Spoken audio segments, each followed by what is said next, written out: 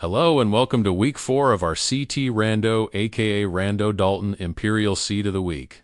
A phone called in sick today, so I will be phoning it in to cover for him. Let's get into it.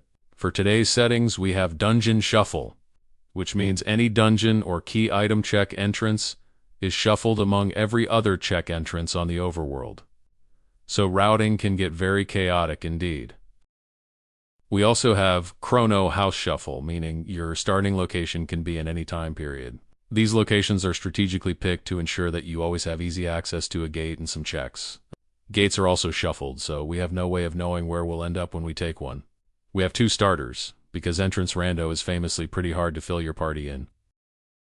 We've added Aussie, Fort, and Xenon Bridge as checks in addition to the default ones, meaning Race Log and Sunstone are in the key item pool. We've made some changes to them, with both being able to lead to good gear rewards and the race log being progressive with bike key, which you will always find first. Speaking of guaranteed good gear, we've taken the key item check off of the Mass Immune Reforge check and replaced it with a random ultimate weapon. Tabs are vanilla, rocks are in vanilla locations and shuffled amongst themselves. And you can find high-end equipment in places that were ultimate gear locations in the base game, in addition to non-check dungeons in the hunting range new. The Yakra chest is set to never contain a character and always contain a high-end piece of equipment as well. So there is an incentive structure in place to do some of these more out-of-the-way checks and locations. For objectives, we've got a pretty standard setup with 2 objectives unlocking both the Last Village portal and Commons Blackbird access. 2 objectives also unlocks the final door in the Black Omen, if a runner chooses to take that route to the endgame. At 4 objectives, the bucket will be unlocked, so if a player can get to the end of time, they can reach Lavos that way. At 5 objectives, the 1999 time gauge will become available, which will allow players to skip the first phase of Lavos if they also have flight. There is no Lavos gauntlet in these weekly seeds, as it is not really ideal for racing. We've got about 2.5 minutes before the run kicks off, so let's introduce our runners for today. First up is Karnoth, who was an early adopter of the randomizer and frequently streams runs. Throughout the week with some wacky settings, you can always count on him. Phone is perhaps the earliest adopter and fastest question answerer in the community. Whether these skills will translate to a win here, we'll have to see. Sudork, of course, is the developer and MVP for life. A very strong runner in his own right, he has been known to perform very well on a consistent basis. And lastly, we have Ravenous Shark, who, like last week, is a bit of a wild card. He's in his training arc, and we're excited to see where he goes with it. 2 minutes until kickoff, and whatever other information you can take from the opening cutscene. We'll leave the audio for the last finisher running once the other 3 have finished their runs. Let's talk objectives. Xenon Bridge, which requires a jerky. There are 2 checks that consume a jerky, so there will be some important decision-making around that. Mount Woe is also free if you can find it and contains rubbles for tech point farming in addition to 2 bosses. King's Trial has steep requirements mandating that we find Marl. It has a large amount of good loot when combined with the Sunstone, however. Reptite Lair is also a free check in these settings, as the entrance can be anywhere. Sun Palace is the same way. Specchio is a wildcard objective, dependent on getting access to End of Time and having a viable party to take him out. We'll be tracking their progress with this handy objective tracker that has been slapped in the middle of the screen. If you've been paying attention, you'll see that each runner has an assigned color that we will use to keep tabs on their progress towards the final showdown with Lavos. 1 minute warning. In all of our weekly seeds, we consider both Hard Lavos in the Ocean Palace and Dream Devourer as valid win conditions in these races. We have thus far not seen anyone win via these methods, but the talk of attempting it has increased dramatically. While we've got you here, please allow me to plug some things. You can play the randomizer and find the link to the Discord at ctrando.com. We would love to have you in our community. It's meant as a fun way to explore the various flags of the randomizer and learn how to play it. I will be calling out various checks, plays, strategies, routing decisions, and other interesting information as it happens. We may not catch everything. 15 seconds to midnight. Good luck to all the runners, and may Dalton bless this mess.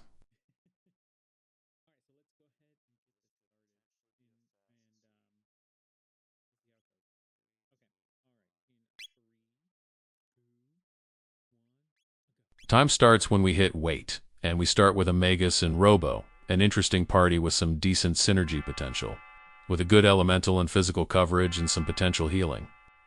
Robo will need to find a ribbon to be worth taking into the endgame, so we will be looking for Genodome.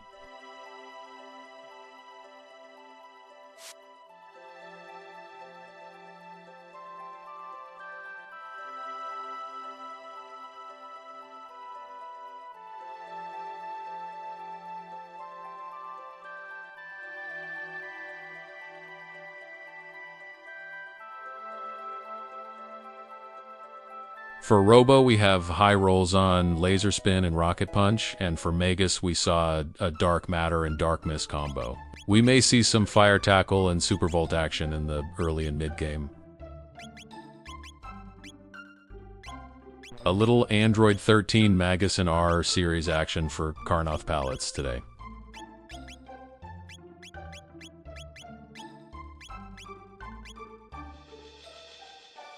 Everyone checking their party loadout and starting their opening routing. Shops for Sudark and Shark. Phone heads up the forest to see what is at the castle. We are starting in 600 AD today, so we have a gate and a half dozen or so checks immediately open to us. Phone finds commons, and we saw a Megalixir in the opening shop, and Pseudo looks to be heading straight to Truce's Canyon to check this gate.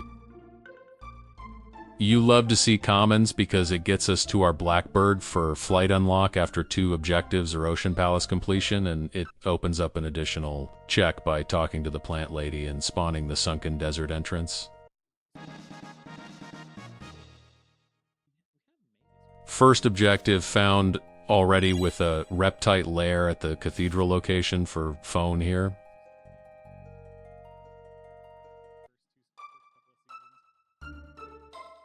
Phone dives straight in as Shark is possibly following right behind, and Carnoth and Pseudo explore their opening map.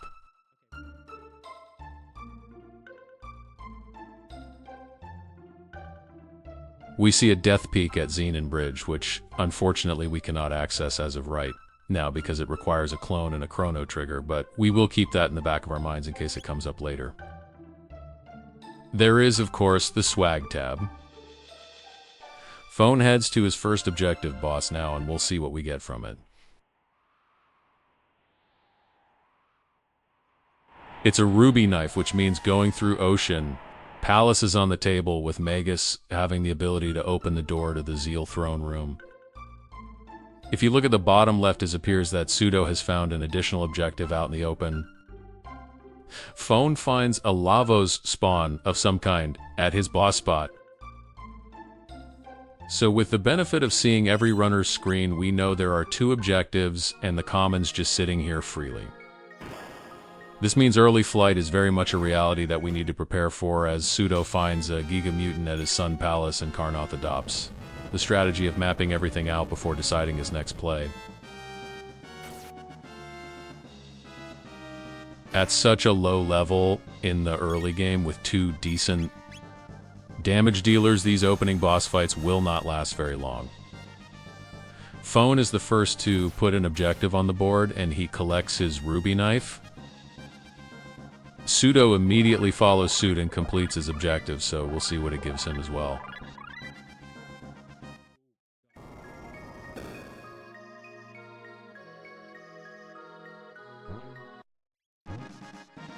It's a bike key, which means if we encounter Lab 32, we can cross it, and if Chrono is at the fair, we can recruit him as well. Meanwhile, Shark has started his Giga Mutant fight right behind Pseudo, and we see a nice Robo weapon in the shop on Phone's screen. We see an absolutely amazing piece of gear from the DS version of the game, the Dragon Head. It's a high-end helmet that grants power to the wearer. Fiona truly is the homie. Thank you, Fiona. Now we have dueling Giga Mutant fights, because Phone has already cleared Reptite Lair and gotten an objective.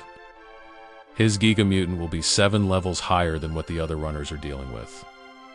We'll see the implications of that as we watch these players duke it out. Meanwhile, Pseudo has found Genodome at the Burrow spot. Shark puts an objective on the board and collects his bite key. We may start to see a little divergence from here as the players have explored a good amount of the opening map and that gate or the blackbird are calling out to us. We also see a factory on Pseudo's screen here, so a lot of checks that Robo so conveniently opens up for us. Do we dive into factory and Genodome to get the ribbon and the Protodome door opened, or do we let it rip and start exploring? Chrono puts his objective on the board too. Phone, if he can get through this higher level. Giga Mutant will be punching his second hole for the Rando Dalton Imperial Rewards program.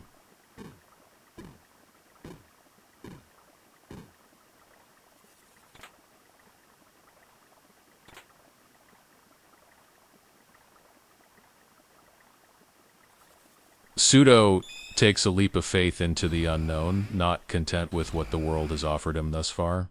Shark may well be taking the Genodome bait. Carnoth heads into Reptite Lair for his second objective, in a reversal from what we saw on Phone's side. He'll have a harder Reptite Lair boss, but I'm sure he'll endure. Pseudorc, meanwhile, lucks into the 1 in 9 chance of end of time. So it's 6 minutes into the run. We've already got eyes on a third objective. Specchio can be an absolute demon depending on when you fight him. At this low of a level with a Magus on the roster, he'll likely sail through this. Every 10 levels, Specchio will change forms and become significantly stronger. So it's often a good play to go after him when you're just under that threshold with a level ending in 8 or 9, as Specchio does not scale. Phone wins the race to his Blackbird and Last Village portal unlock, although Pseudorc and Carnoth are right there with him.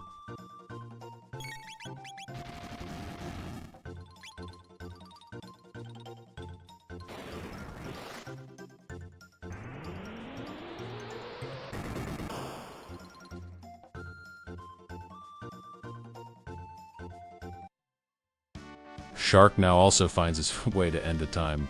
Interestingly, all Forerunners went for Sun Palace, but only half of them have attempted Reptite Lair thus far. We may be seeing some gambling on Divergence, which is absolutely a play worth doing in seeds as unpredictable as this. Pseudo has joined the Mile High Club, gaining access to Blackbird. Carnoth is 1 Lavos spawn away from joining him. Let's see if this spawn gives him a bit more trouble than what Phone went through.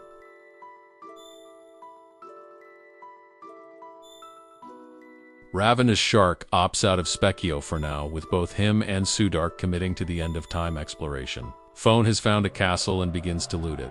In this randomizer, and especially these settings, you can and will find any item in any chest, so it's often worth scoping random loot out. The Lavos spawn was barely a bump in the road for Carnoth, who leans into his early attack damage to blast the boss. Pseudo has returned to 600. Possibly to get his flight as Shark explores the ruined future year of 2027.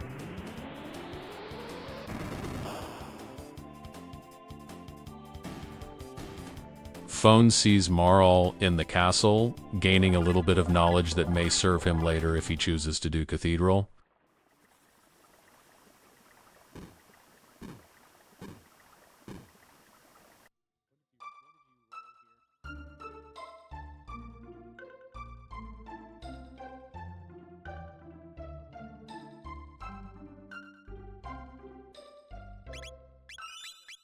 Phone finishes plundering the castle that so graciously opened its doors to him. Shark really wants to see what the future has in store, and Pseudo looks to be collecting a third Infinity Stone as he stands outside the Reptite Lair. Carnoth, meanwhile, is in for an end-of-time surprise, giving everyone that's not named Phone an objective knowledge advantage.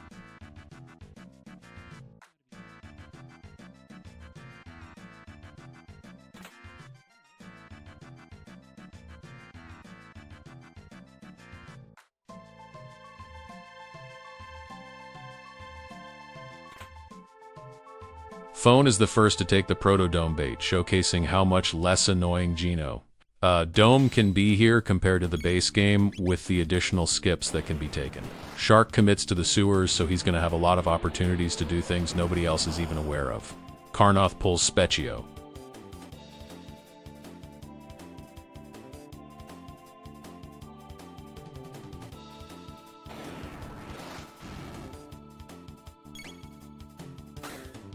As we saw, you can just skip the conveyor battles outright, and because this randomizer allows a lot of mandatory but runnable encounters to be skipped, we can really tear through this factory if we move well.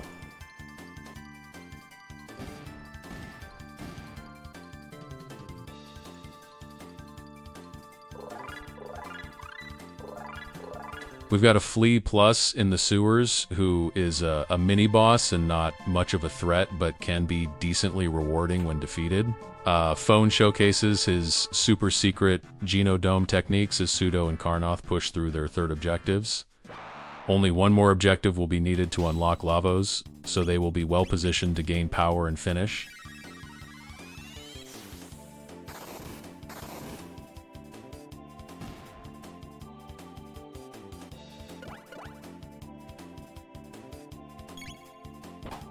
The elites don't want you to know this, but you don't have to clear this entire room in Genodome to perform the conveyor skip. You just need good timing and a can-do attitude. Also move diagonally, don't hit the walls, and spend the minimum amount of time on the conveyor that slows you down. I promise it's not that scary.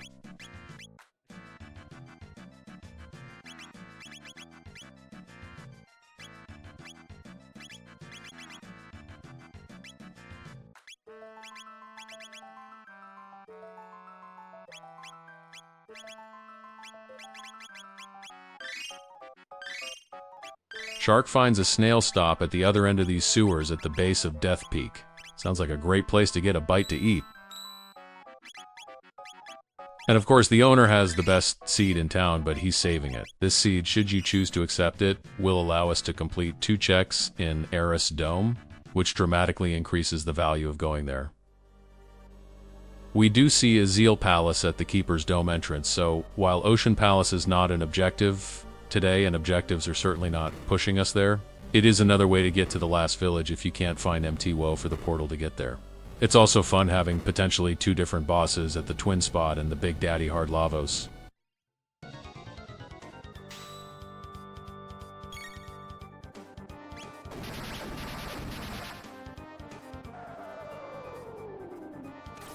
Carnoth takes a reset on Spezio, possibly just too low level to realistically get through him.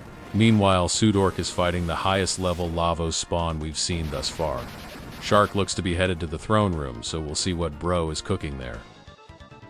Phone begins his Atropos fight. It wasn't called out, but I believe he found a Terra arm with the Doom effect on it in this dungeon. Being Robo's second strongest weapon and having to fight this mini-boss solo, that Doom effect is going to be a big boon. We may see Atropos fall very quickly, granting Robo 3 speed and 10 magic defense for the remainder of the run. While I was yapping, Pseudo has completed his third objective, easily clearing the Lavos spawn. It's a boss you love to see, as it rewards an absolute mountain of tech points regardless of where or when you find it. Carnoth does a Medina shop play, hoping to find a goated item at an outrageous price, and Shark takes on the superior robot, Gato. Tubster? I hardly know her. While I was yapping again, Phone has obtained his ribbon and makes his way to the end of Genodome. Because that boss is a source of Robo's ultimate weapons in the vanilla game, it will also grant a piece of high-end equipment in addition to whatever the key item is.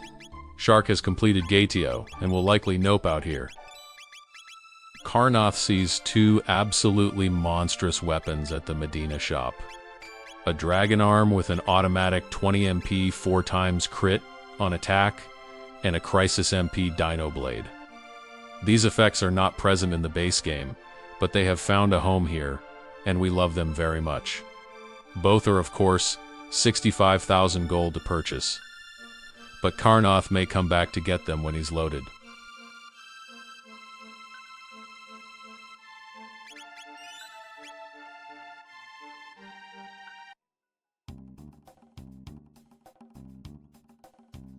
Phone finds an Aussie trio at the back of this dungeon, which can be very scary depending on your access to good offense, defense, and statuses. Pseudo starts his Genodome now, so we'll see if he can get through this quickly.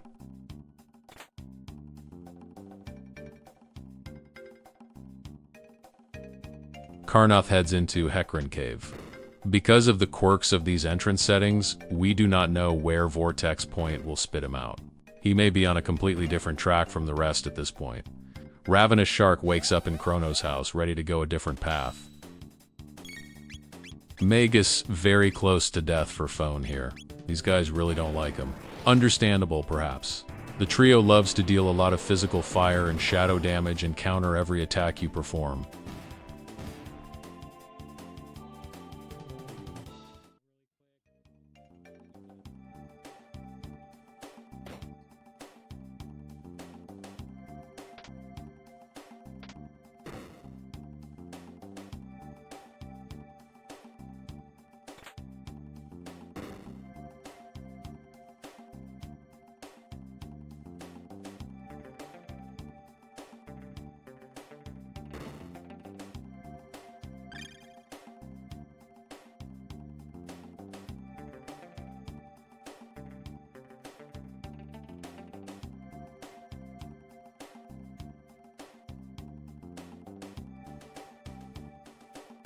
With the Aussie trio, when one boss goes down, the fight is essentially over.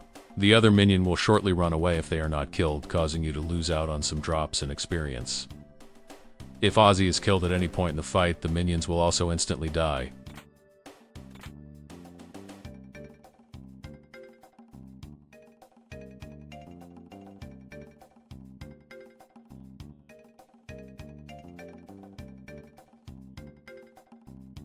Sudork successfully gets past the conveyor. Shark is doing some looting and exploring, and Carnoth looks to be running back to challenge Specchio again.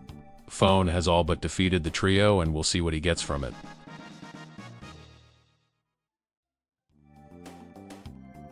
We get a Jerky, so Jerky, Trade, and the Xenon Bridge objective are both on the table, depending on what he finds and decides to use it on. There is a second Jerky somewhere out there, but it may be a very long time before we see it, so runners must choose wisely. He also gets an Angel Tiara, a DS-exclusive helmet that grants haste and status immunity to females. We also see Brave's Word and Prism specs at this shop down here, which is pretty wild. You'd love to see best in slot piece of equipment in a place that allows you to get more than one of an item.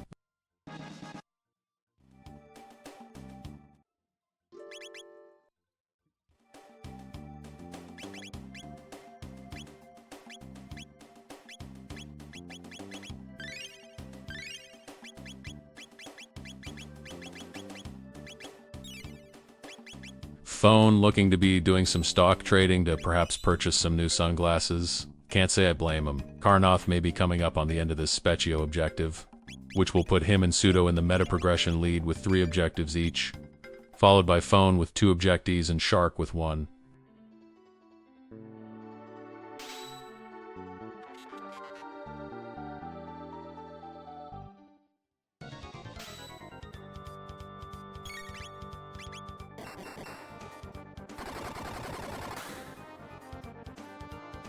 Sudark perhaps not finding or equipping the Doom weapon for his Robo. Carnoth cleans up Specchio, and Phone secures the funding for his specs. If placed on Robo's head, these will surely make him very scary. Because we are rolling out with just 2 characters at the moment. The Doom weapon will always be doing at least double damage, as there is no living third-party member.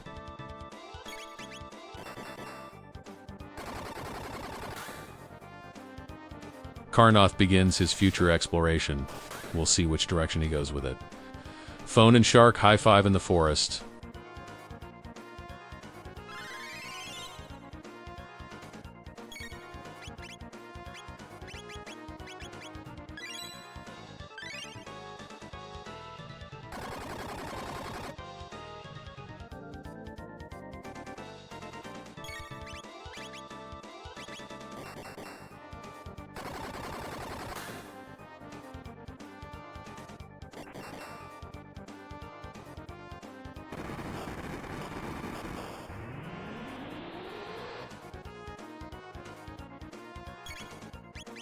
Phone is first in flight, allowing himself to be captured by Dalton. If he can survive this dungeon and the 2 bosses at the end, we may see him fly off in unpredictable directions.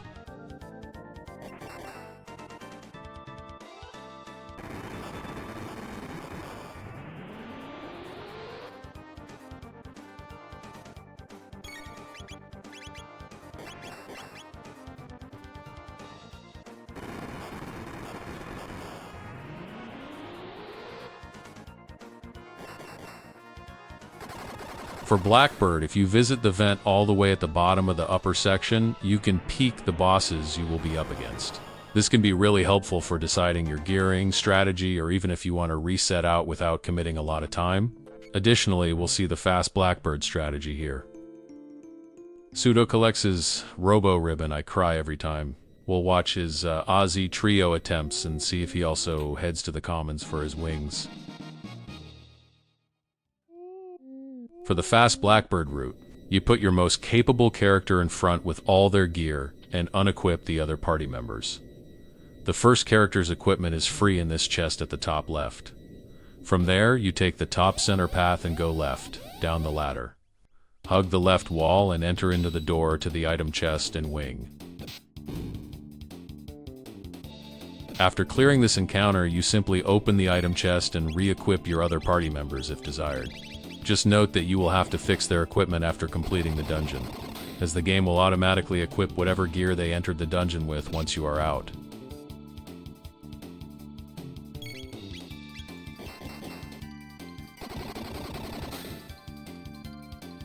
Shark eyes his second objective here as Pseudo starts his Aussie Trio fight. Carnoth heads all the way to the far side of the future to see if he can find a Protodome recruit or an obscure check nobody else has been to yet.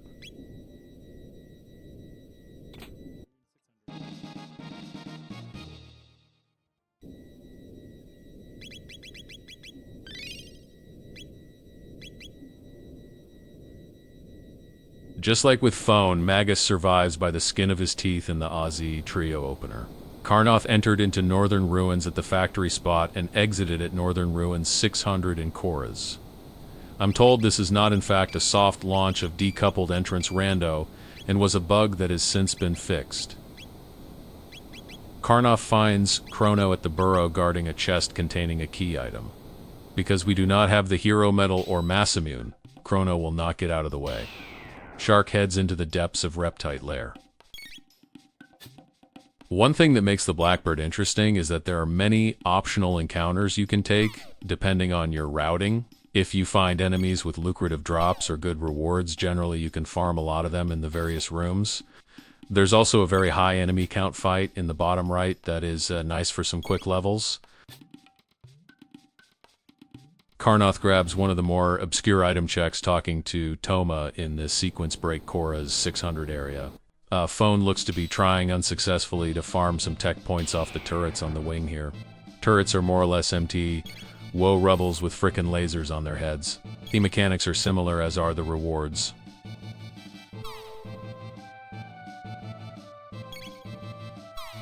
Well, we've got a break in the action.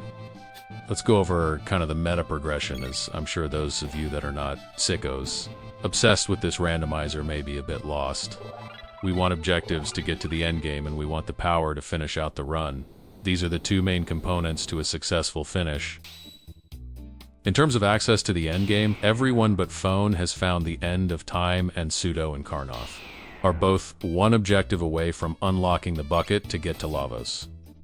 Shark is coming up on his second objective and knows where Specchio is for a third, so he's not far off. Phone, however, is coming up on his flight, which will open up the Black Omen as a possible endgame route. The general consensus is that Black Omen kinda sucks and is only a last resort option to close out a run if the path forward is unclear. Additionally, all runners have the necessary items and access to get into the Ocean Palace, as they have Ruby Knife and a way to open the throne room door, Magus. This is not often a gamble people take as hard. Lavos is significantly stronger than the regular one. Speaking of really hard ways to finish a run, we also have Dream Devourer just sitting out in the open, daring anyone to oppose it. We consider Dream Devour kills as valid finishes, so if you end up doing a run that is heavy on party power and consumables and light on objective accessibility, this is something to consider. But good luck with that one, LOL. Pseudo begins his Blackbird sequence right behind Phone. It's generally good to farm a few rubble-type enemies given the opportunity, as they will slingshot you into the bottom of your tech lists. Additionally, any recruits you pick up will be brought up to the same level and tech level as your party leader. so getting in on the ground floor of that can lead to some great success. Fawn begins his Nizbal fight, and Shark is looking to end this Lavos Spawn's career.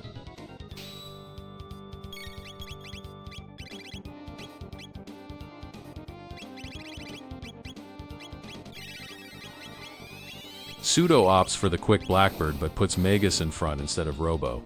Possibly a sleeper play, as he is likely better for screen clearing.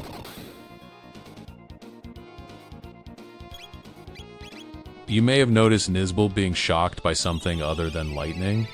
This is a form of softlock protection we have in place, allowing all elemental magic to reduce the defenses of select enemies if the boss is below level 30. Once we pass that threshold, elemental requirements are strictly enforced. The same applies to physical damage, so if you run into a magic-only boss at a very low level, you can get through them without magic, although it may suck.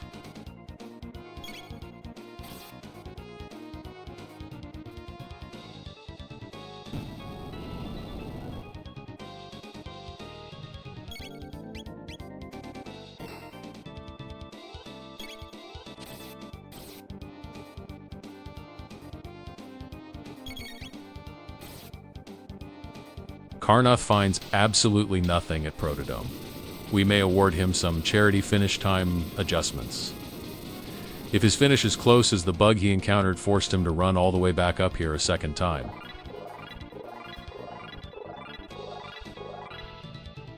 Phone moves on to his Epoch boss, putting him one enemy away from having flight.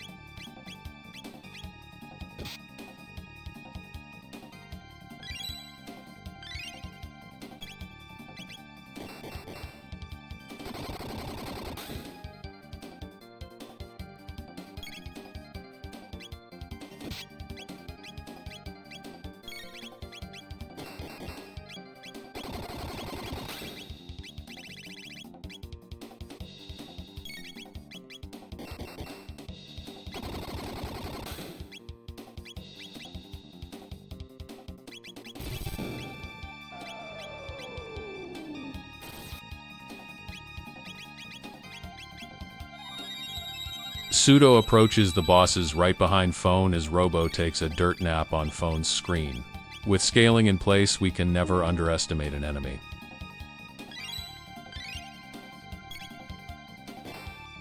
Shark makes the Medina shop play and may pick up that juicy dragon arm.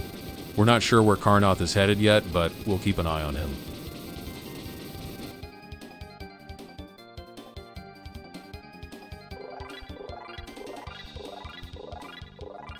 And Phone gets access to his flight. Because the fast Blackbird route does not collect your money, he is now broke. But we can circumvent this by spending all of it before we go into the dungeon and reselling afterwards for half our money back. If needed,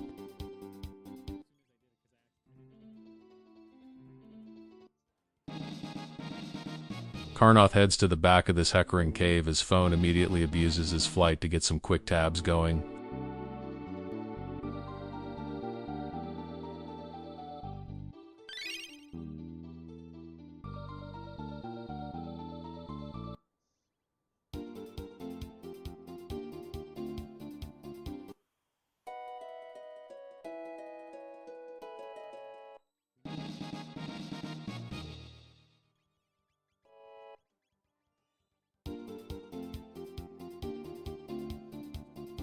Shark looks to be locked in to purchasing the arm here. Karnoth and Pseudo fight their respective bosses.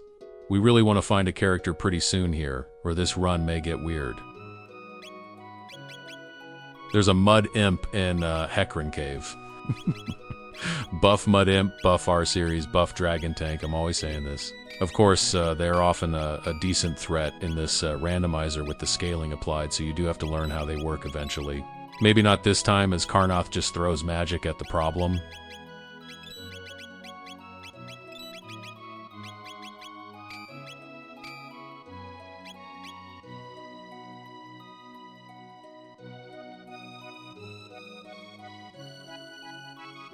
Shark finds Inhasa, and we'll see what the shop has for sale. We may see a 6 new fight as well. Carnoth sails past the Mud Imp into the unknown.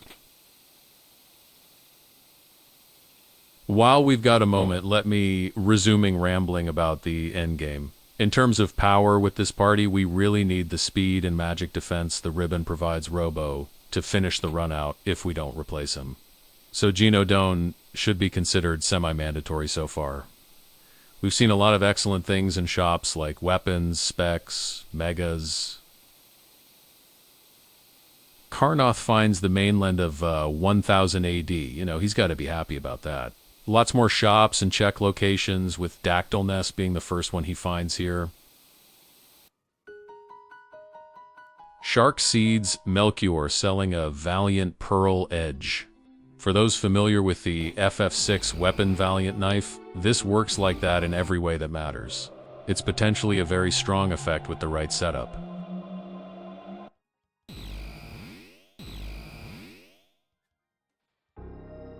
Pseudo moves on to his epic Yakra battle as Phone ditches his wings to explore the future on foot. This is potentially dangerous, as if he house warps he does not know how to get back to his time machine in 1000 AD. We of course know it's icily accessed, but Phone has still not even found the end of time right next to his house.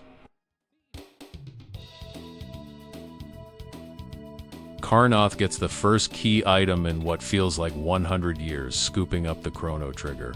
This is one part of the access for the Death Peak check that we found earlier.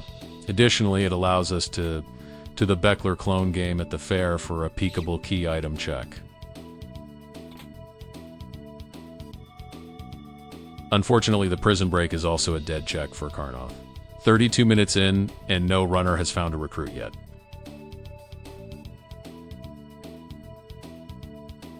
That's just the nature of the beast sometimes. Dead recruit spots in entrance rando can be so cruel.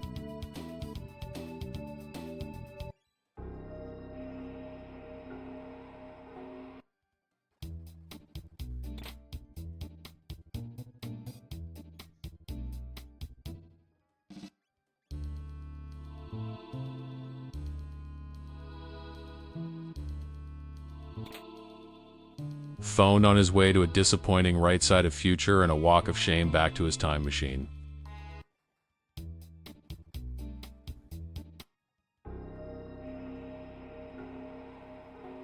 Pseudo gets his flight, and more than likely he will not immediately ditch it, so any advantage Phone may have had could quickly evaporate here and now.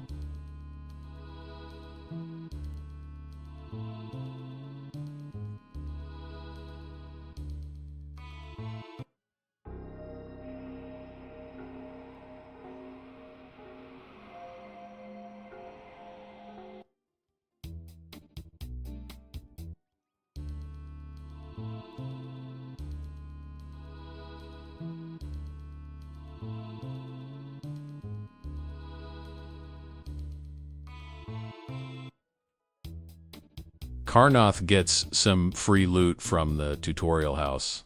Interesting bit of trivia. The item the Elder gives you here is infinitely farmable. You simply have to talk to him 256 times and his script resets. Nobody has used this knowledge in a race yet, but the world will shake when it finally becomes a play worth making.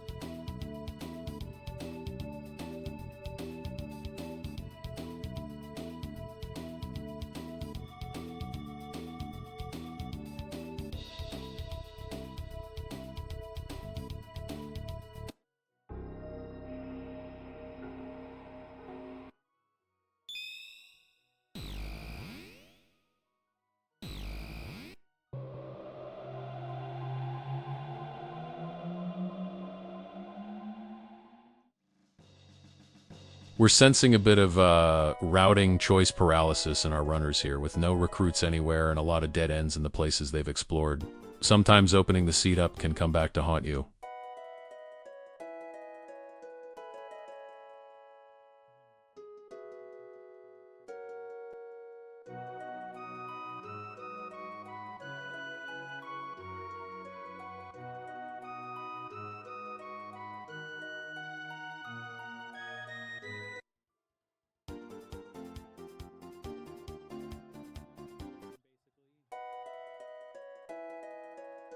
Phone and Shark make their way through Hecarim Cave.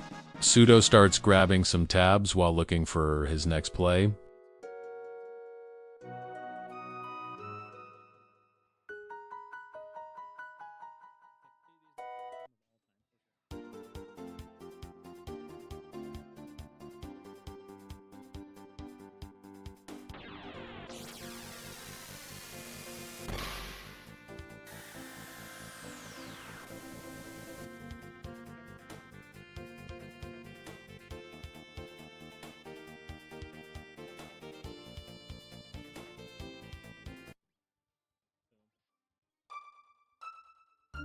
We see his son keep 65 million at Aussie Fort for Pseudo.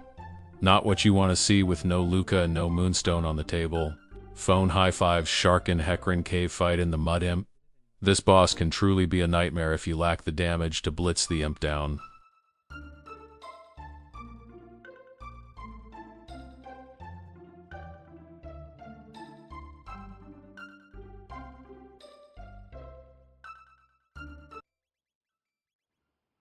A dead entrance at Magus Castle for Pseudo here. I'm told this is also another bug, and not a feature that has since been fixed. We were experimenting with new settings in this seed, so some problems were to be expected. Full disclosure, it was meant to be Eris Dome with Mass Immune in the food locker, and Mass Immune 2 from Dome with the seed. A cruel irony given that Pseudo just found the cursed woods that contains both a Chrono that the Mass Immune would have allowed us to recruit and a mystery item in the burrow chest. But now for some good news. Carnoth begins his Blackbird sequence. Phone and Shark both made it through Hecarim Cave intact. And Seed of the Week 5 is open right now, using the exact same settings as this one, but with the fixes applied, and these settings have been a lot of fun.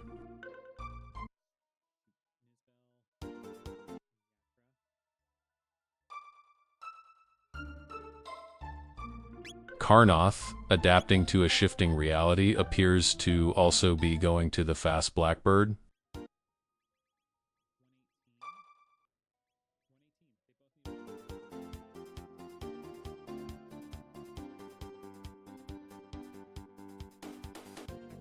Phone and Shark high five at Luca's house, getting their grubby little mitts on a Chrono trigger.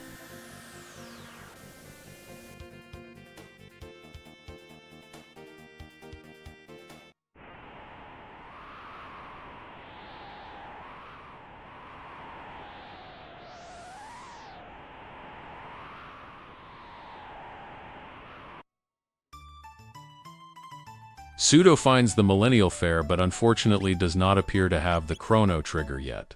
Maybe we'll see a character here finally.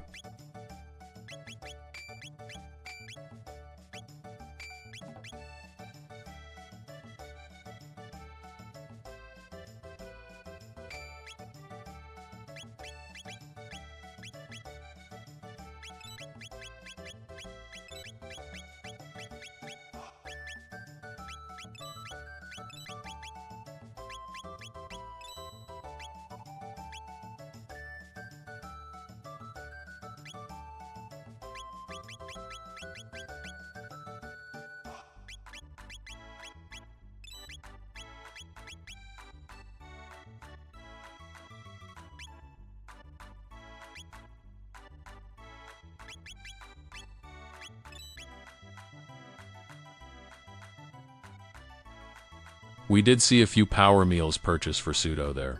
These are items that can come in clutch, as they will have a random recovery effect each time they are used, providing a cheap source of out-of-combat healing when needed. Frog drops the rainbow shell out of his pocket. We unfortunately have not found a hero medal yet, so we can't recruit him here. We can use this rainbow shell to start the King's Trial storyline and get some good loot from the castle basement. With no Marl, we can't do much more with it yet.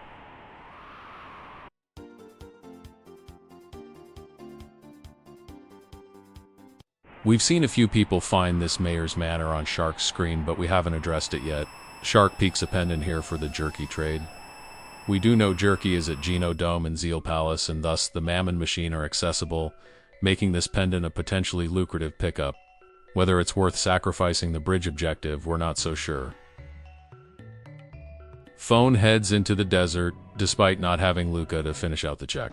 We can still pick up some loot here and kill the boss for the levels and to set up the Fiona's Shrine entrance so it's not a total waste.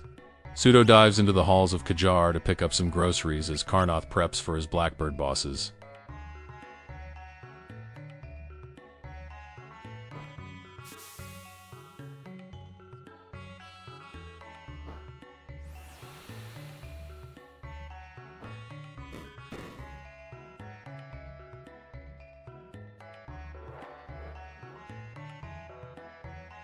Pseudo grabs the rock at Kajar and Phone finds a free golem boss at the desert. Lucky break. We have a silver rock at Kajar. While we don't have the party for that particular rock tech, it did roll power plus 10 and is equipable by Robo. This will provide a substantial damage increase for Robo. We see a Tata's house at the Blackbird entrance. We have not yet seen Denadoro or a sword piece, so we cannot do this check yet, but it will be good to come back to later. An interesting decision point for Phone is whether to actually kill the golem boss or not. Killing it can often take longer than letting it run, but it will also award experience and tech points, and possibly drops if it is killed. Additionally, killing it increases your scaling level, so if you are not quite Lavos ready, it is often good to just kill it. If you are just looking to get somewhere fast, consider the runaway option. This is not a drill. Pseudo has found the cathedral. If he completes it, he will have both his 4th objective and bucket unlock, and also the first confirmed recruit, that being Marl at the back of Cathedral. Karnoth pushes through his Blackbird bosses as Phone cleans up the desert and we see what he unlocks.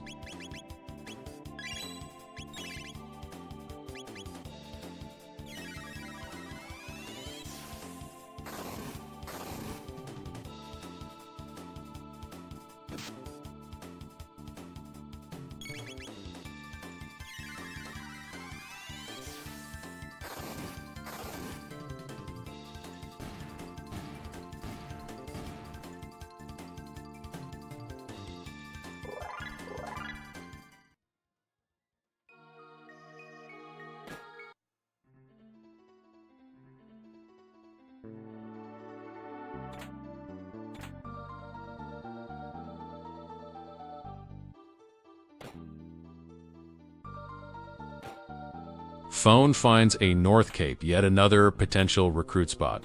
It is peekable.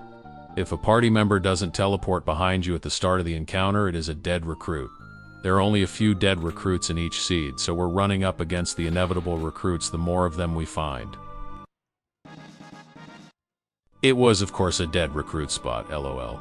We see a Terra mutant here for Phone, and he may just commit to it for the levels.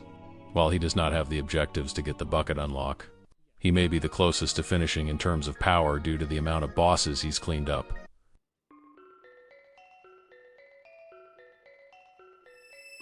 Shark heads up Dactyl Nest, possibly without the Dreamstone. At this point in the run, I think it's safe to say we've found all the dead recruits, so if he does the Dreamstone, he will certainly recruit someone here. Pseudo appears to have noped out of the cathedral and Karnath heads into his Epoch Yakra.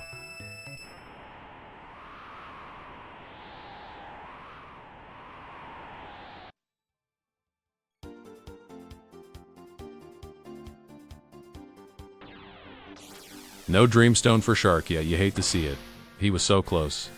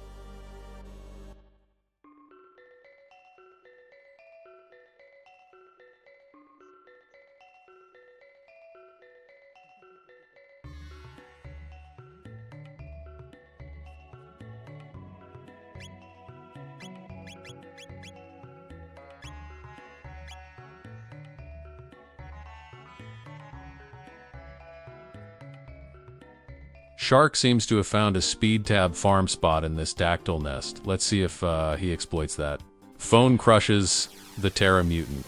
You can of course tell it's the Terra Mutant by the silver and rose gold color scheme.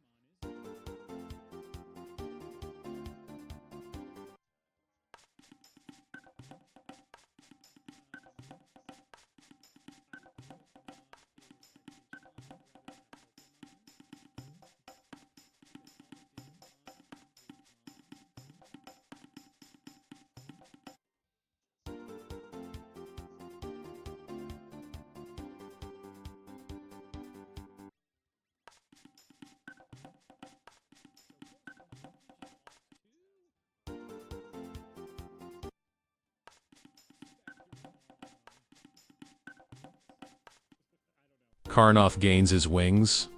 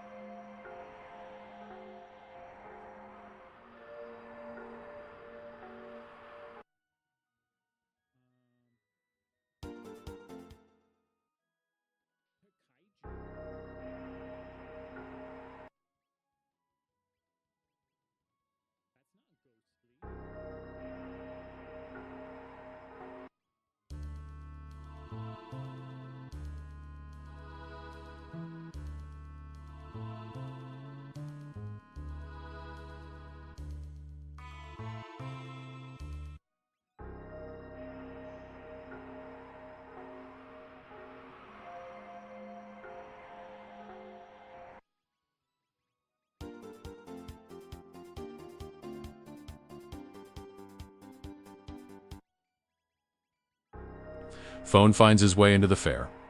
Pseudo finds the Xenon Bridge at the Sun Palace entrance, so he has access to 5 objectives if he returns to the cathedral later.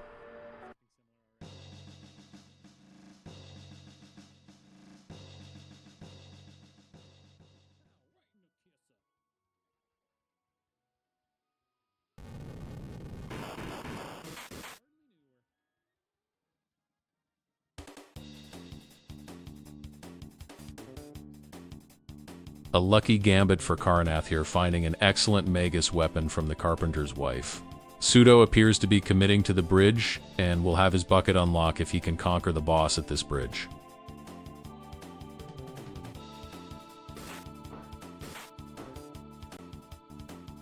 Phone checks the Beckler game and finds a gate key. It will allow him end-of-time access if he manages to find 2 more recruits and goes through a gate. Remember, dear viewers, the end of time was freely accessible at the gate just outside his starting house that he never checked.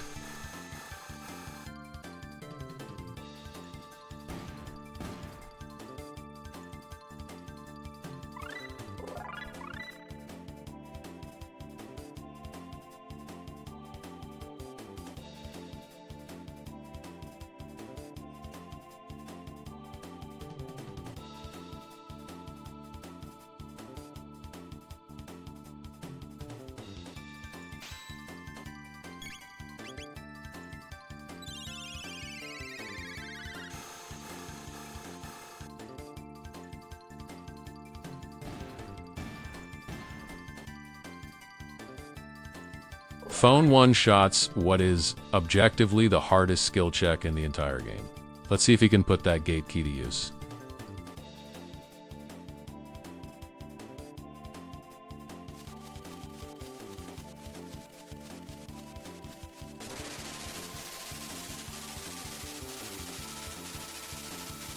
Pseudo finds Ret Knight on the bridge. Very French vanilla.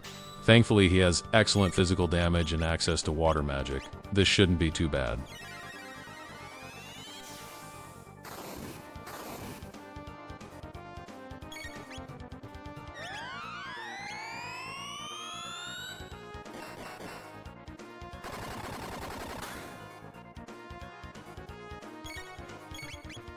Desperation setting in for Phone as he tries to find some path forward in this seed.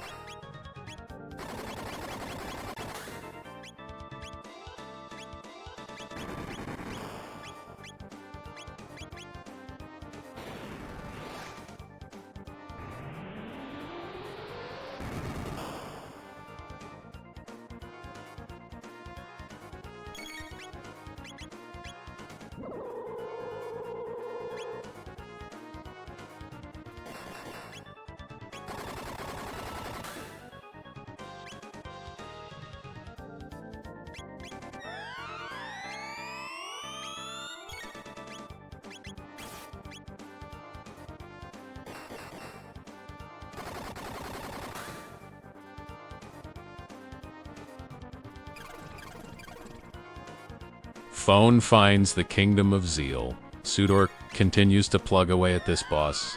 With Ret Knight, the most important thing to remember is that you should kill the core last. The boss becomes about 10 times scarier if you do so.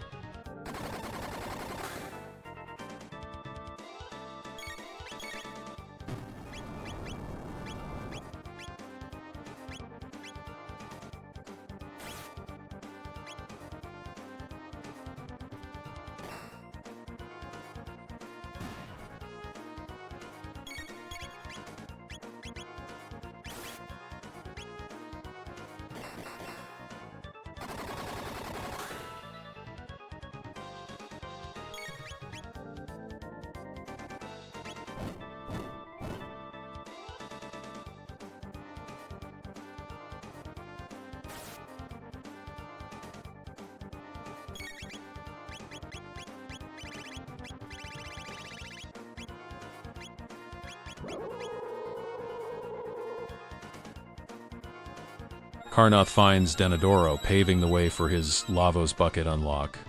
After a crazy opener where 3 objectives just fell into our laps, it's good to see our runners finally finding more.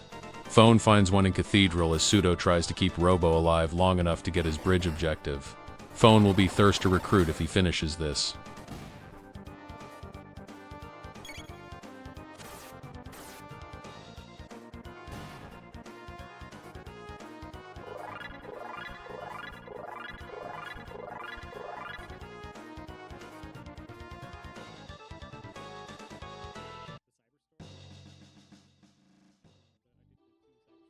Suda is the first to achieve a realistic Go mode, unlocking his bucket. He also gets the Champ Badge, which is an upgraded version of the Hero Medal, so we may see what's in that burrow chest after all. Phone is still sitting at 2 objectives, so clearing Cathedral alone will not get him his bucket. But he knows from early on in this run that Marl will be at the back of this beast, and he has an Angel Tiara in the bag for just such an occasion. Shark heads into Factory. Aside from some loot and the boss, there isn't much benefit to coming here in this run, as Protodome Gate is already open to us. But let's see what he finds.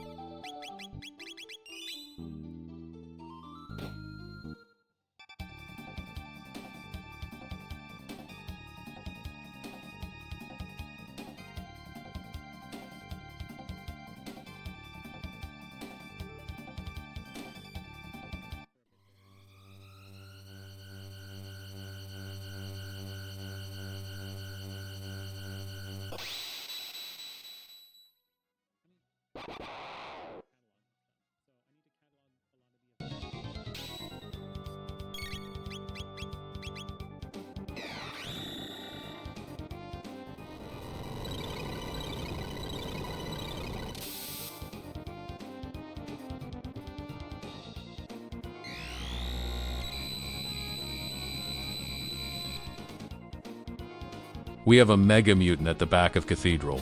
In some ways, it's both the least scary and the most scary mutant. It's the easiest to kill in terms of defenses, but it throws out a lot of status ailments that can absolutely wreck an unprepared party.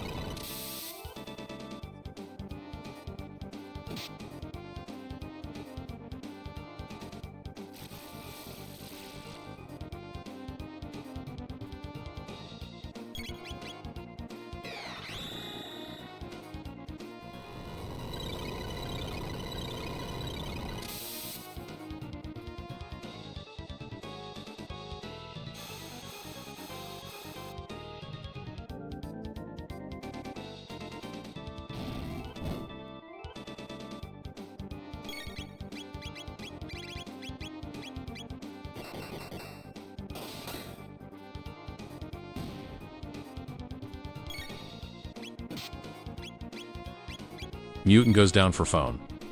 Let's see if he remembers where the castle even was.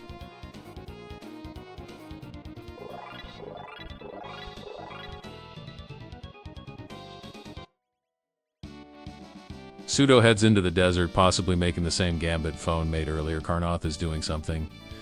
Interestingly, he has not been through Genodome yet, so his robo could use some love. Shark commits to a full factory loot run.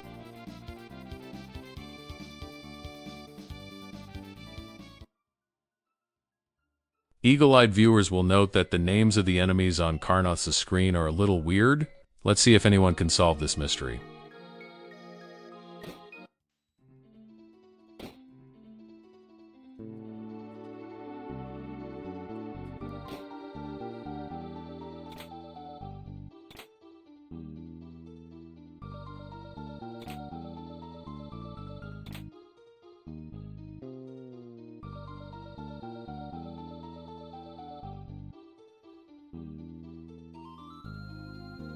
Pseudo commits to the desert boss.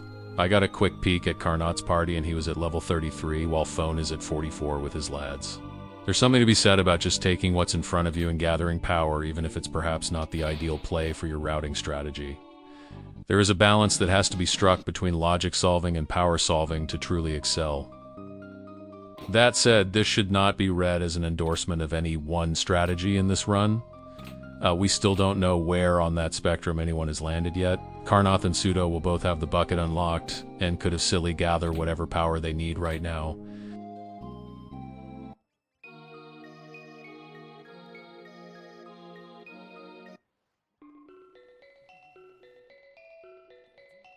Phone performed his other secret strategy where he clears Cathedral before looting it to save time on encounters and dialogue.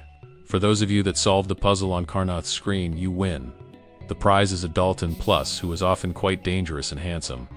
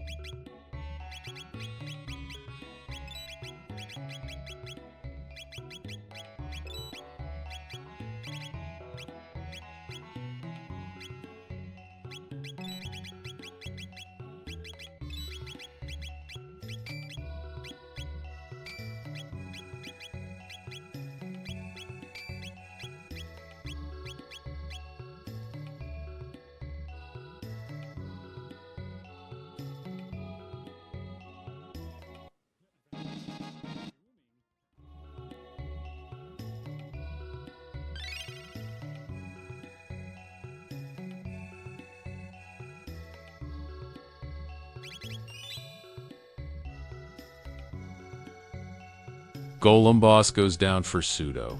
Phone possibly is trying to remember where that 600 AD castle was. For those unfamiliar, Dalton Plus will counter any magic with the opposite type except lightning, which he counters with Iron Orb for half your HP. The counters are the scariest part of this boss, often requiring barriers and party heals. The boss itself has very low HP for its level.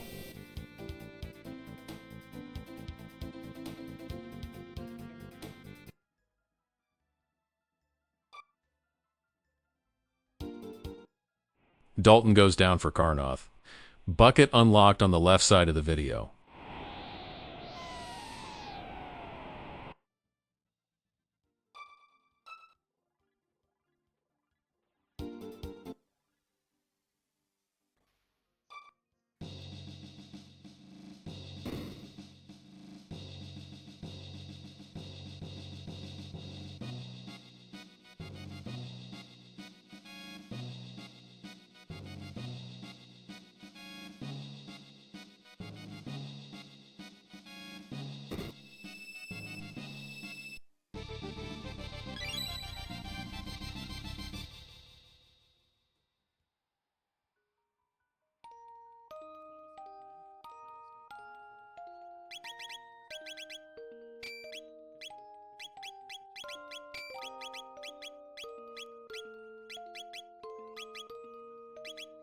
Phone wins the race to recruit Nunmer 1. Let's see if he can make some plays with her.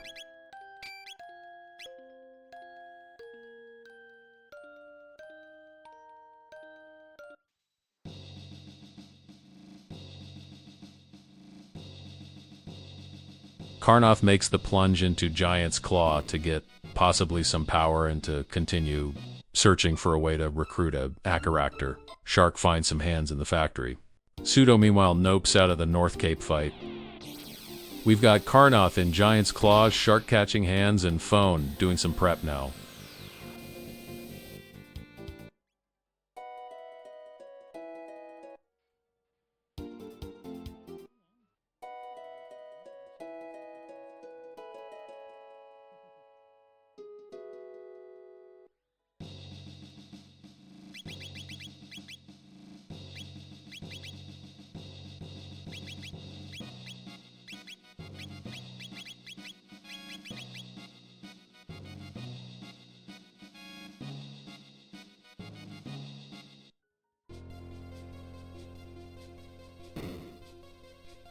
Carnoth barrels towards a rock, and we'll see what a high-end castle treasury chest ends up being.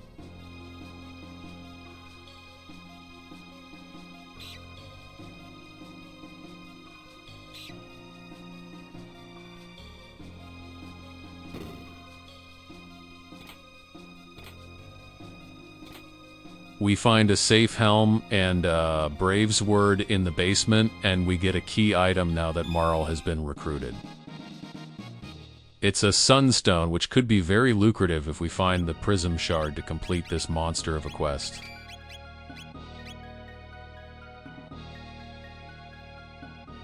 Shark completes his factory, and Pseudo gets to see what's in this chest.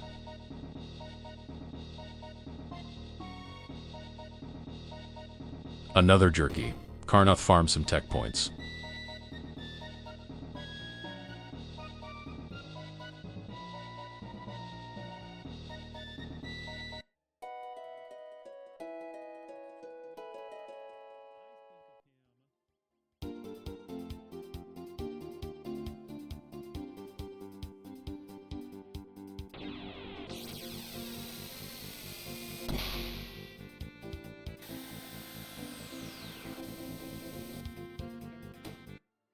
Pseudo finds MT Woe for a possible 5th or 6th objective. He seems to really be banking on either the Robo-Solo or a non-Marl recruit. Carnoth is going to want to find a character and the Robo-Ribbon as we are fast approaching the endgame. Shark opts for the Geno Conveyor. He's been known to take extra fights to get ahead of the levels and farm up some drops, so this may help him out.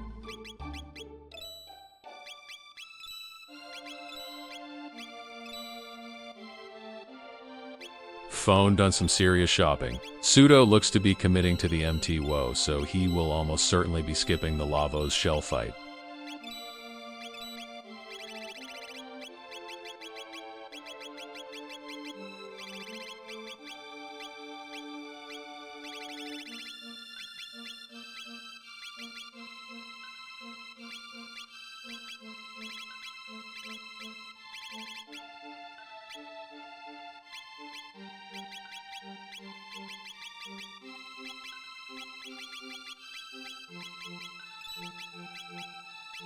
Carnoth finds a slash at back of Giant's Claw. Phone buys a whole bunch of prism specs and other great gear, and Pseudo finds Zeal at the Beast Cave. Zeal is a largely non-threatening boss unless you just have no damage or characters to get through her phases.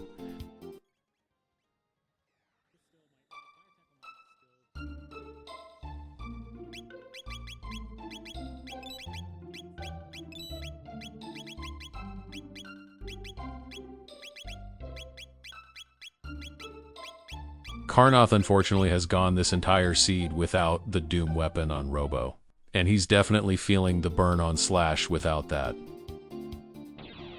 Zeal will open with Halation, followed by an MP Leech, followed by some single target damaging orbs. If you manage to get her below half HP, she will use Halation for the next 2 turns before attacking. If you can rush her down, she poses no threat whatsoever. Outside of 1 character parties, you can usually just revive through anything she does. Phone heads into the fair after his shopping spree.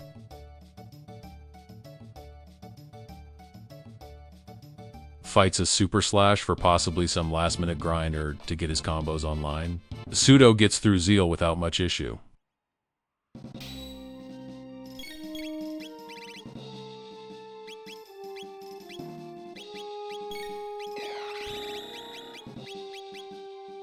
Shark gets through his conveyor as Pseudo climbs up. Whoa!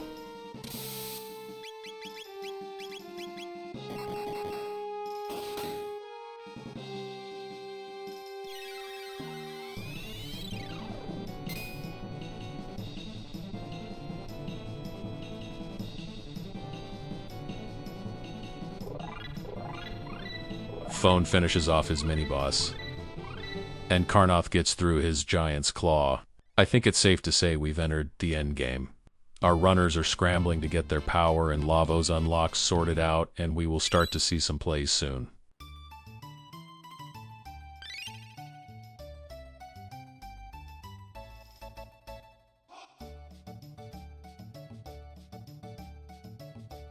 Pseudo taking some rubbles on the way up as Carnoth collects his key item and Shark makes his way through his dungeon.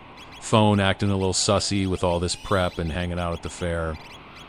Carnoth finds tools here, which is perhaps not what he hoped to see. We're 1 frog and 1 mass immune short of being able to do that check.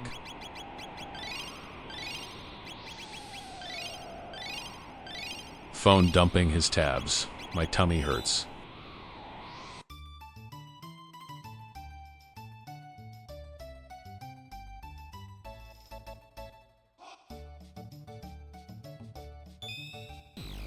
Folks, this may be the single biggest case of hubris yet documented in our weekly seeds. A phone goes for the Hail Mary fighting Dream Devourer with a level 45 party.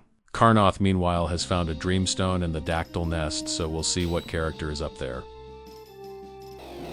So all eyes on the top right here.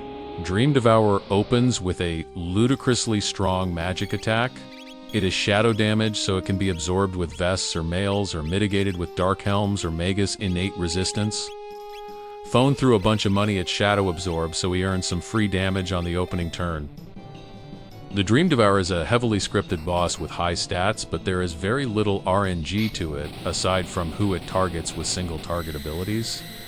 Armed with this knowledge and a little experience, you can create some strategies to get through it with a number of different party setups. In Phase 1, he has heavy physical defense and will counter any physical attack with MP Buster, so magic damage is the name of the game here. While the boss does have strong magic defense as well, it is less oppressive and will not trigger a counter. So you'll want a lot of magic defense, shadow absorb, and magic damage generally to get through this phase, if it goes on too long. He will start removing status protection from your party, which makes Phase 2 significantly harder, if not impossible. So you want to throw as much as you can at him before he gets to that point in his script. Simple enough so far. You can do a number of alternative approaches to ensure he never reaches the status protection removal attack if needed. For example, anytime a character dies, he changes his script to throw burst balls and chomp party members. Once you get your party back alive, his entire script resets from the beginning, and you can manipulate the boss as long as you can sustain your party. Where things start to get wild is Phase 2, which starts after you've reduced the boss HP below 24,000.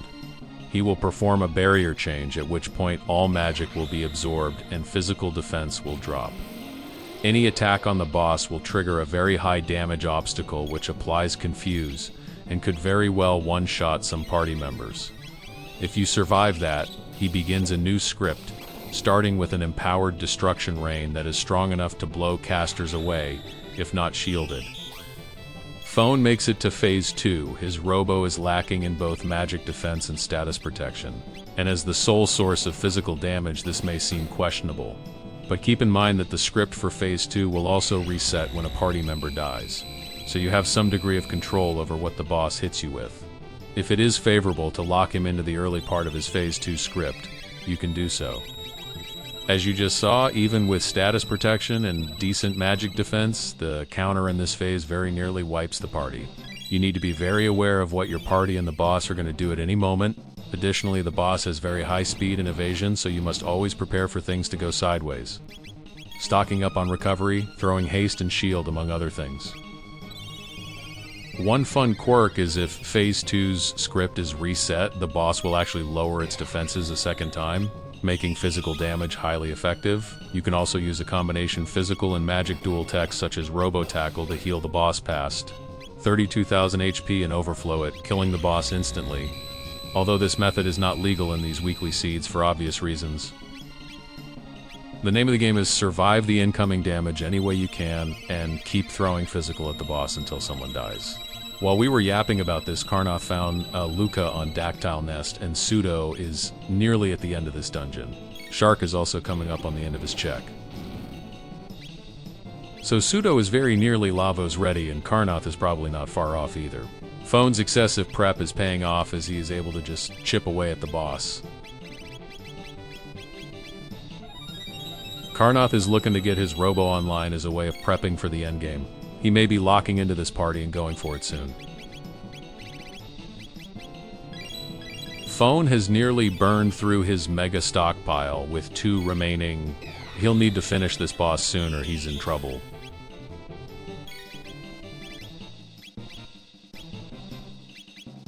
Robo misses, which unfortunately still triggers the counter. We're sweating bullets trying to close this boss out.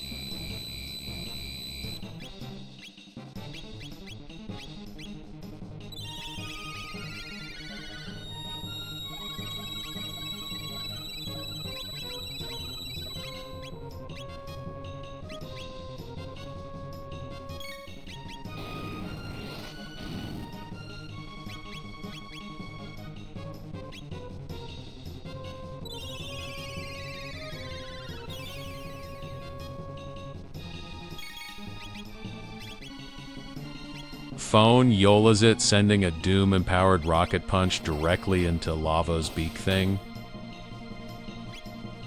Even a quad 9 isn't enough to close the book on this boss.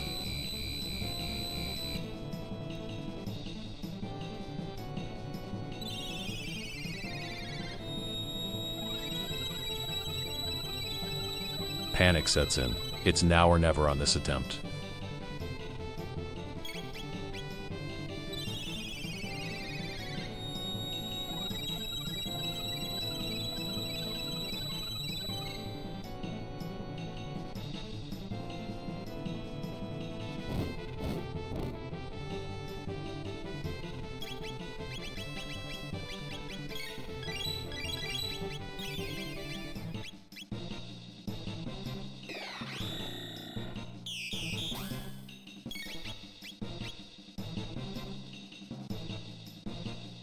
Robo, what are you doing? Pseudo checks the Mammon machine.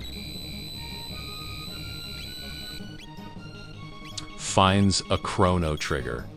It's a bit late, but Death Peak was potentially on the table this entire time if we found these pieces earlier in the run.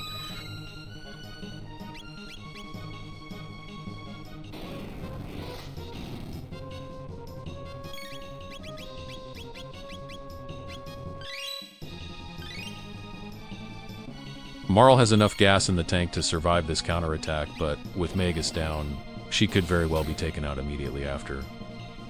The punch lands. Phone felt a bit dirty going for this boss, and he opts to finish out Lavos instead of taking the victory here. but we get to watch our fun and totally canon Dream Devour ending. So what are we looking at for the end game here? Phone is still one objective short of the bucket. Shark is missing 2. Pseudo has completely unlocked 1999 time. Gage and Karnoth has bucket but needs a complete Genodome for his Robo Ribbon.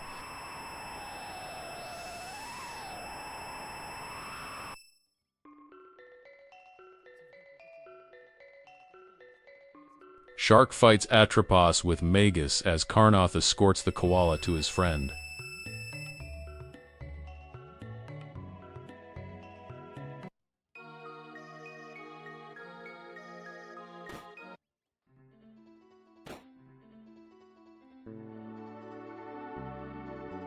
Pseudo gives in and commits to finishing Cathedral for the Marl.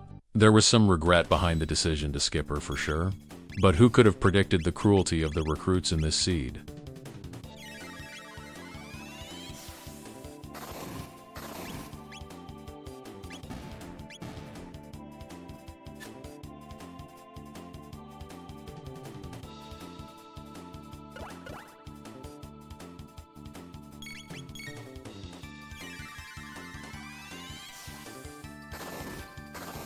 Phone is feeling confident, having defeated the hardest boss in the game, desperately searching for his 4th objective.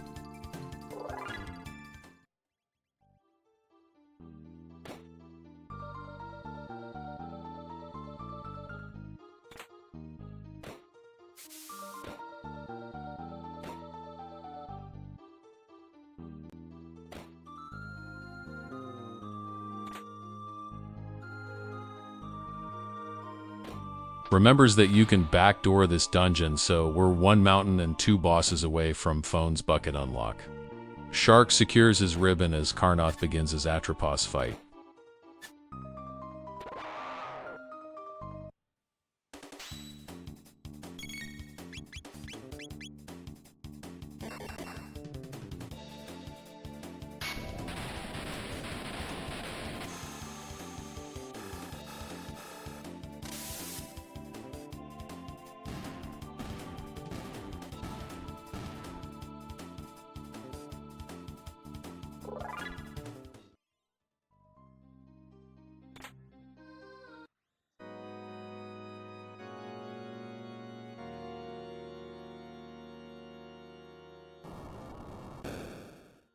Phone prepares to slap Zeal down.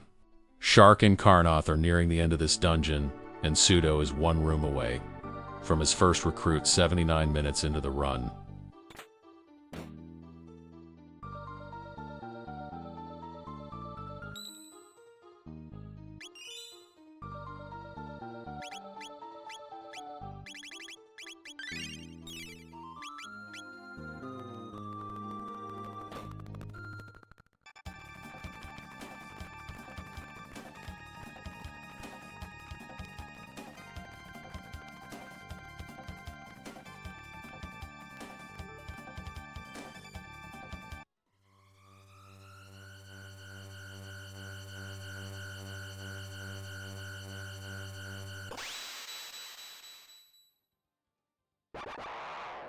We've got 4 ribbons, folks.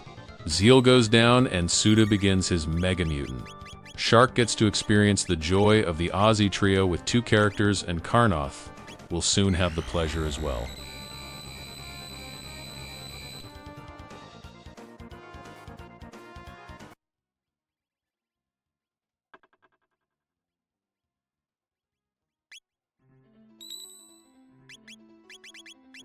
We see a reset for Pseudo, possibly to equip some status protection. As was mentioned before, do not sleep on Mega Mutant. He will sleep you.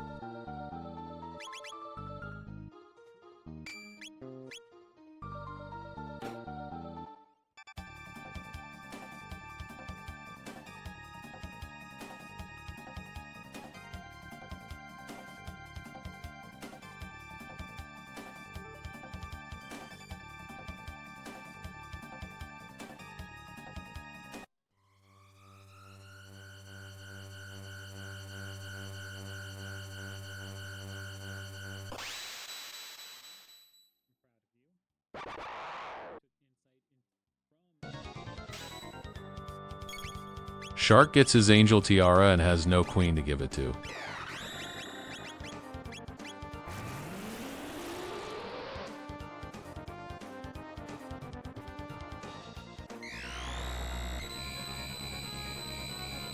Pseudo likely making Quirk work of this mega mutant as he has very good screen clear. Karnoth has the special honor of being the only player to fight the trio with a trio.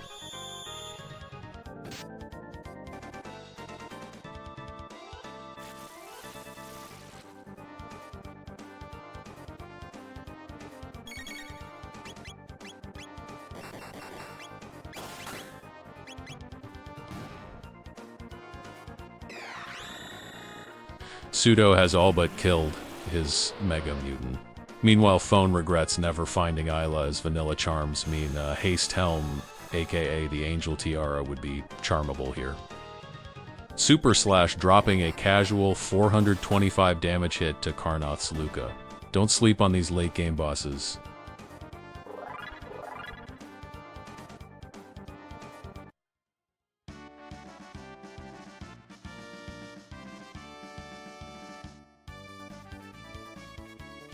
Pseudo has secured his third character if he remembers where the castle was.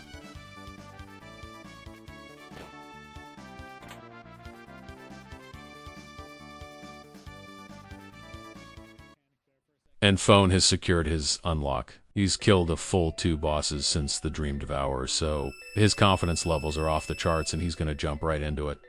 It's now or never for our other runners. Pseudo can, of course, skip the Lavos shell, so he has a little bit of wiggle room. Karnoth may have been holding off on Lavos until he got his Robo Ribbon, so we may all be ready to roll.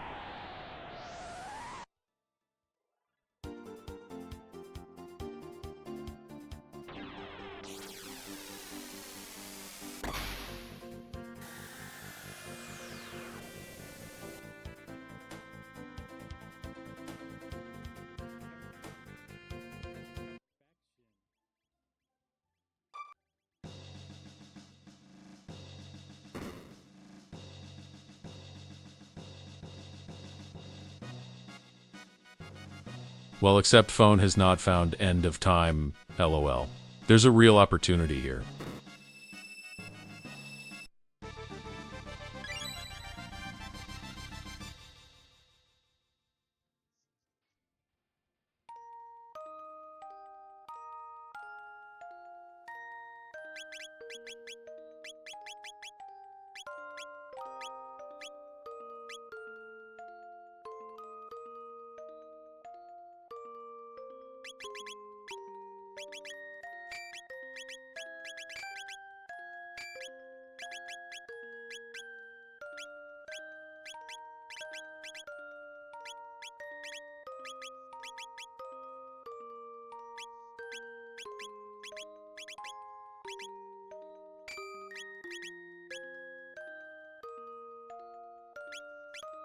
Pseudo gets his Marl assembled. Karnoth is possibly unlocking some last-minute techs.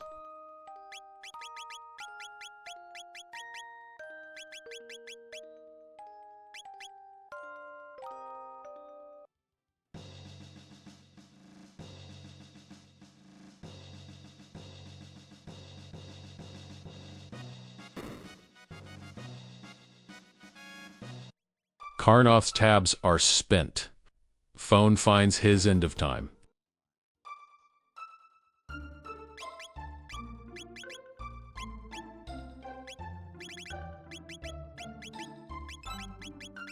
Phone eyes the bucket as Karnoth makes the jump to End of Time as well.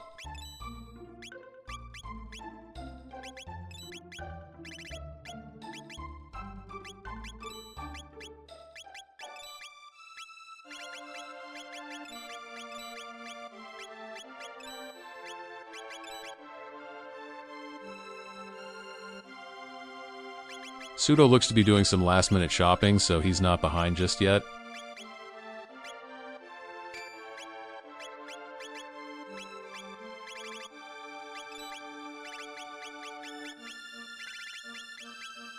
We've got 2 runners starting Lavos at the same time in a wild turn of events.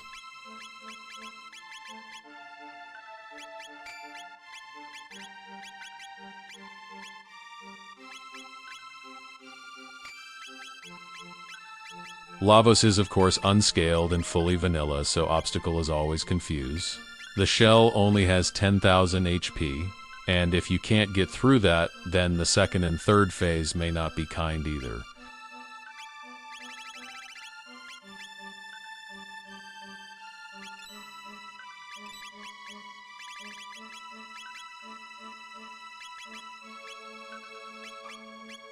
The main difference in these parties are that Phone went Cathedral and Carnoth went Dactyl Nest.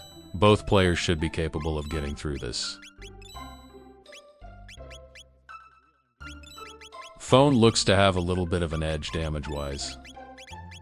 His Prism spec boosted ice tackles are hitting for a cool 7,700 damage, which is, frankly, but ludicrous. Phone is through the shell, moving on to phase 2.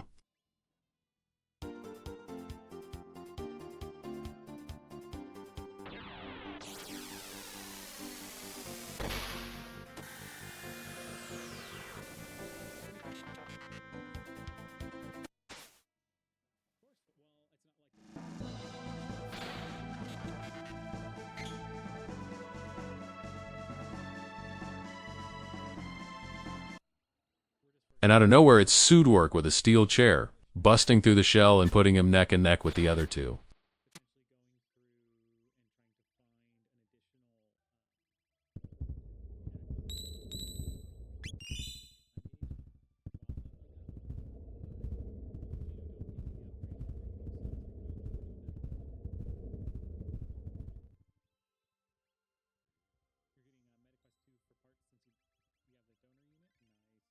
Phone does a little thinking, giving Pseudo an opening to try to open up an advantage.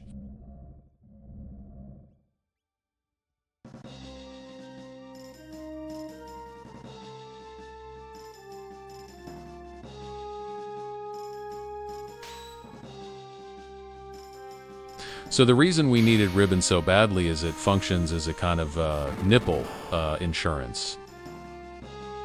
As you can see, it hits Robo very hard. You generally want magic defense of 80 or more to even feel somewhat good about surviving Lavos.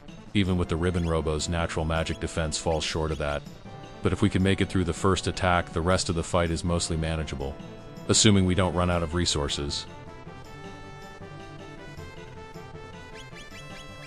Carnoth absolutely playing safe and giving Robo extra magic defense to soften the blow, while Pseudo is opting for a more yeehaw kind of approach.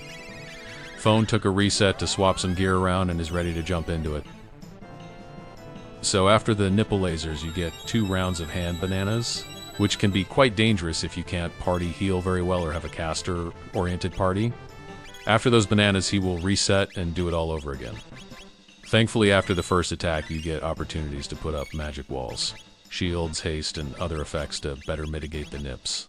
So for this phase, we need to either get through both hands or survive long enough that the body activates with the hands still up. Most of the time, you'll want to go for the former. The left hand has 8,000 horsepower and the right has 12,000. Ideally, you try to kill them on the same turn. The reason for this is, if one hand is left alive, it will start stripping your status protection and casting stop on you.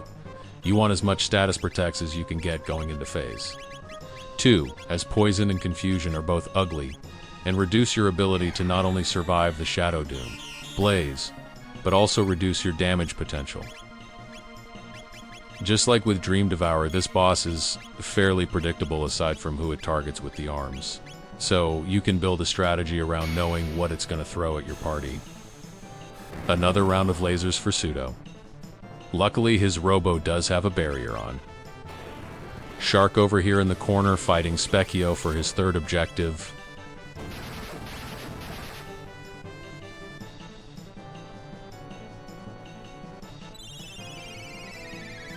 Seeing a little bit of variety and strategy here. Carnoth's going for a more screen-wide approach, while Phone opts to soften up the arms individually. Left arm goes down for Phone and Carnoth.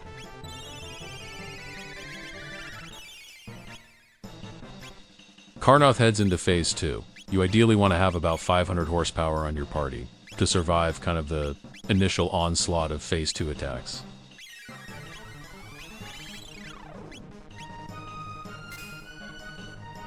Phone also heads into Phase 2 looking quite healthy.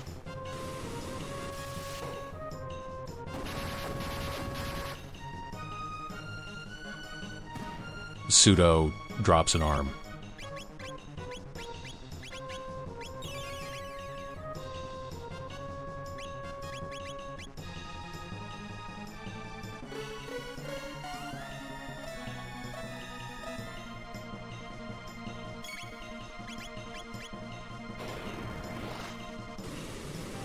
This race may come down to Ice Tackle, although Lavos 3 is famously unpredictable and could cause a wipe to any one of these runners. Lavos 3 is fast approaching. We'll be on the lookout for menu glitches or possibly YOLOing with megas instead.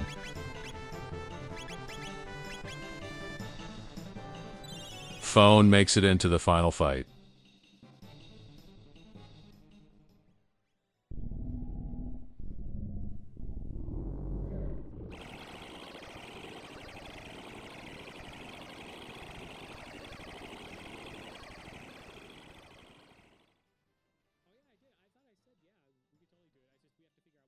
On Pseudo's screen, we see what happens if the arms exist for too long.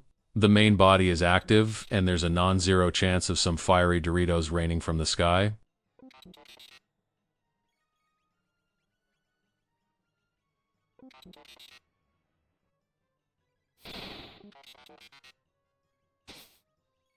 The stipping of status protection is throwing Pseudo's party for a bit of a loop here. Phone does get the menu glitch, so he'll be able to heal up and make any necessary changes to his party here. We do see the rare Doritos attack going out on Pseudo here. When the body activates, you can freely damage the face, and it is possible to kill this boss without ever attacking the arms. Don't ask how we know. Shadow Doom Blaze goes out on Karnoth. It's cool looking and scary, but the boss goes inactive for several turns afterwards, giving an aggressive player all the time they need to close out this fight. Phone, meanwhile, is on to his Lavos 3.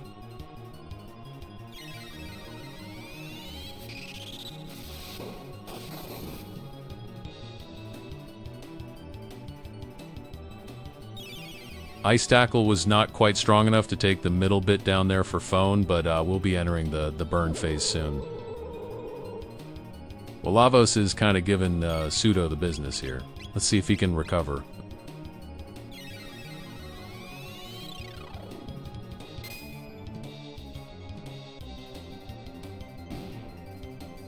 Karnoth gets into Phase 3, Phone gets the middle bit down.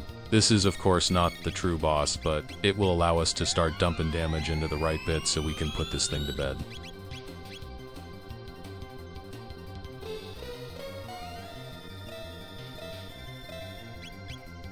Phone throwing out buffs to really put in some work here in the last few inches of this race. We do see the prehistory time warp, which is very scary, able to isolate one-shot casters. The good news is only the middle bit can throw the big rock, and the right bit is 4 ice tackles from death.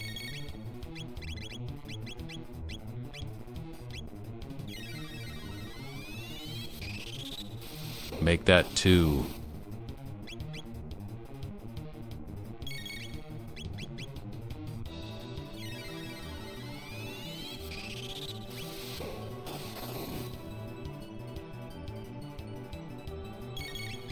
One.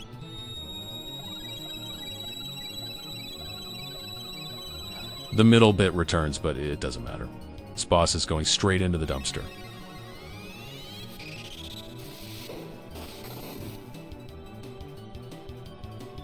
And with a final time of 1 hour, 35 minutes, and 46 seconds, Phone claims the $10,000 prize for this week. If you'll allow me to yap for a moment as the others finish, I just want to promote the randomizer, which you can play at ctrando.com.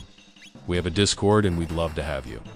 These weekly seeds are a tool for fun, learning, and promotion of this wonderful game, and we look forward to seeing more people joining the fun. You can find Karnoth on YouTube at, on Twitch at Karnoth8811. Phone can be found on Twitch at PhonePlays or on YouTube at PhonePlaysYT, as in YouTube. Pseudorc can be found on YouTube at PseudoArc, and Ravenous Shark can be found on Twitch at ravenous_shark.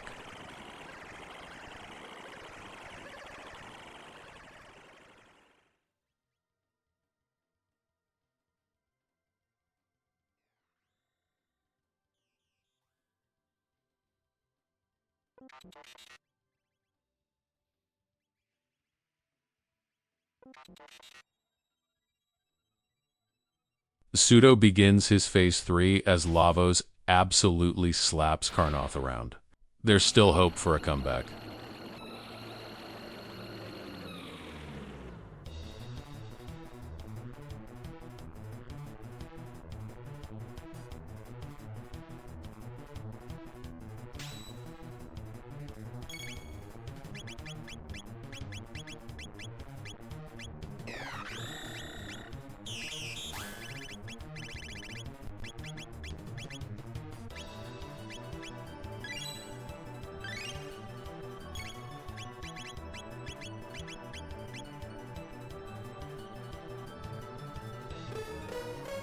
Carnoth dumps damage into the right bit, and Pseudo has a bit of a rough start with Magus down. He does haste Robo, so we may see a Doom play.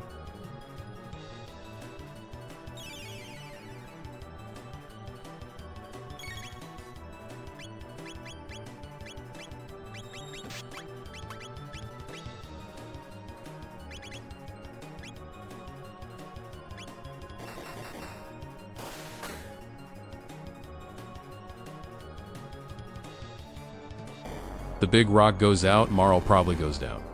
And Pseudo appears ready and willing to full send Doom Strats to finish this run out.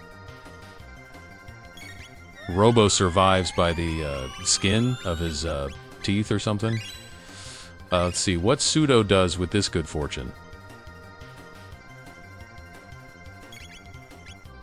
We've got an invading light phase, which is really good to see here. If the left bit is dead while in this phase, the middle bit cannot act as it needs the left bit up to cast invading light. You can essentially stun lock Lavos here if you can keep the left bit suppressed.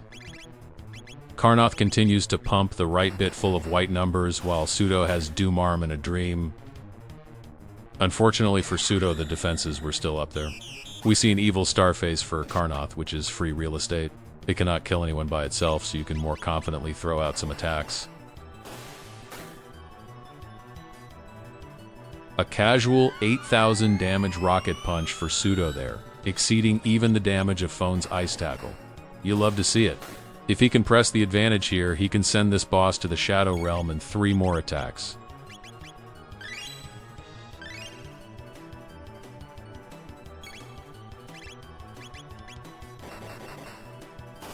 Make that one. It's now or never for Carnoth, as Pseudo is not showing any signs of hesitation or vulnerability.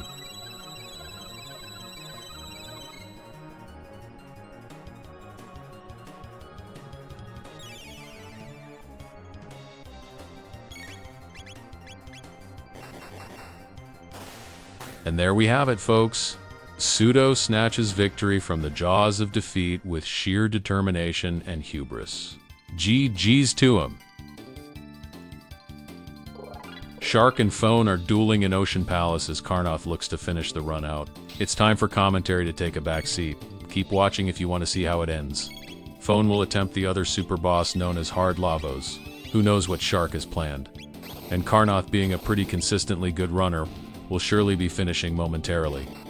Once again, thanks for watching. Join us at ctrando.com. These seeds are open to all. Thanks again, and good night.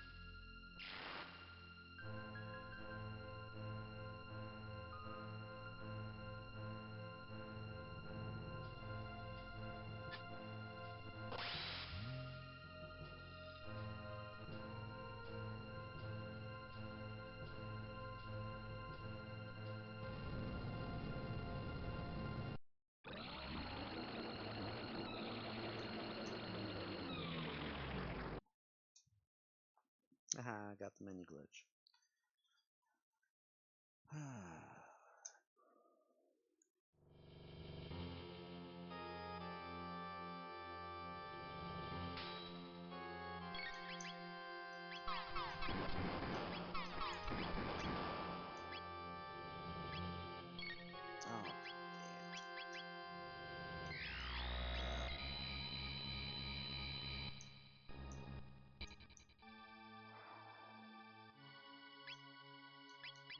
Let's see,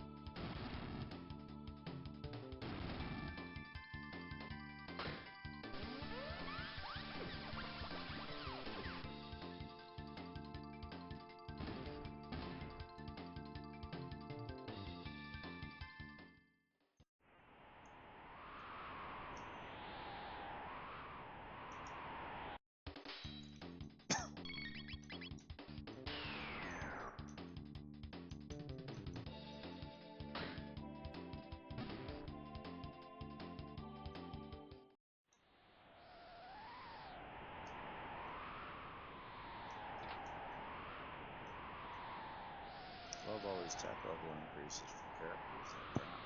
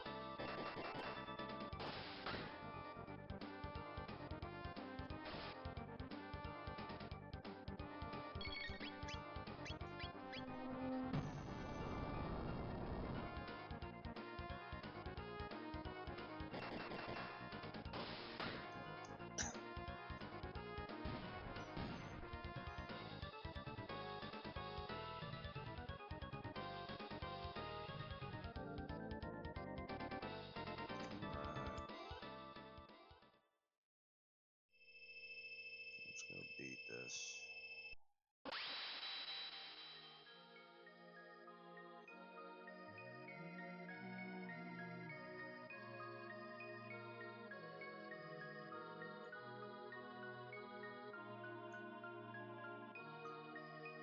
That means that the mirror has the charge advantage.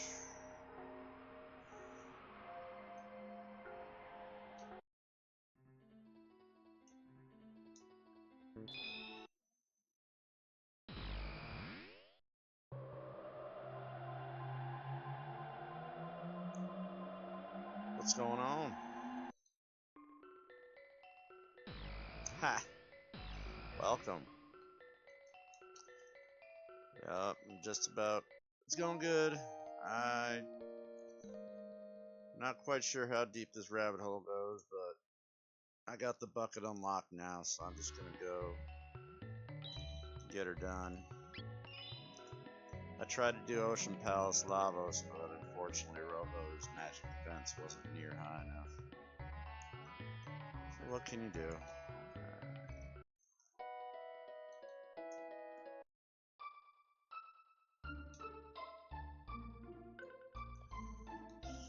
Truth Canyon.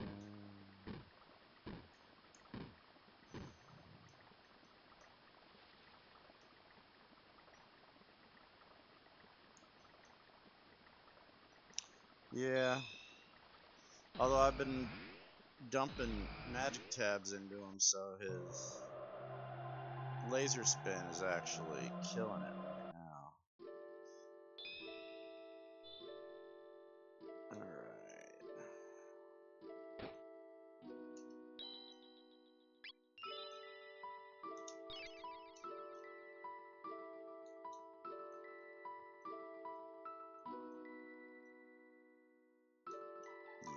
Yes.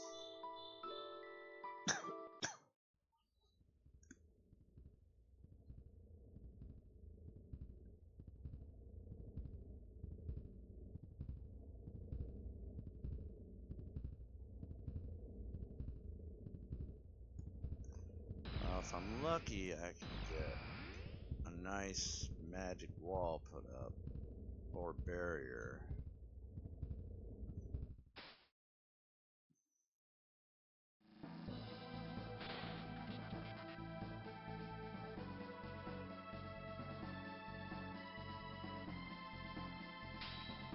What's up, homie?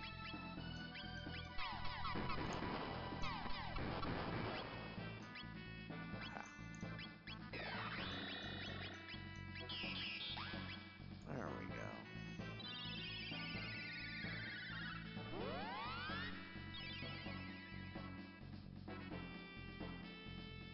Now, just go to work.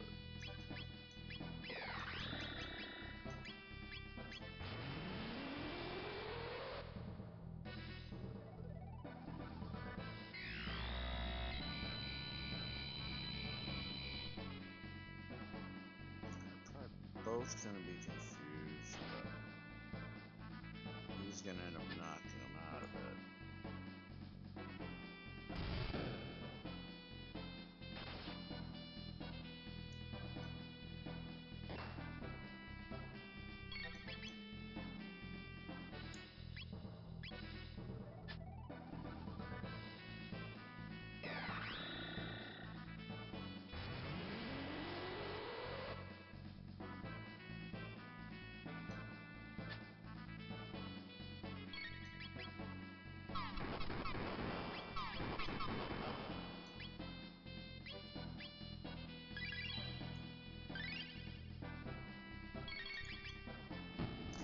Now I have gold studs on both of them right now.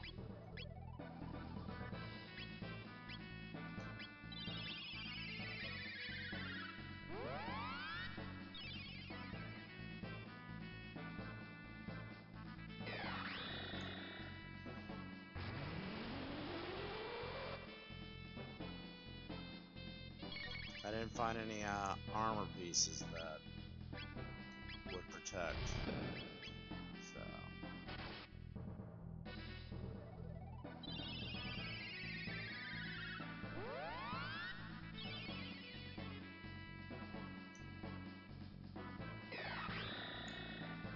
It's alright though.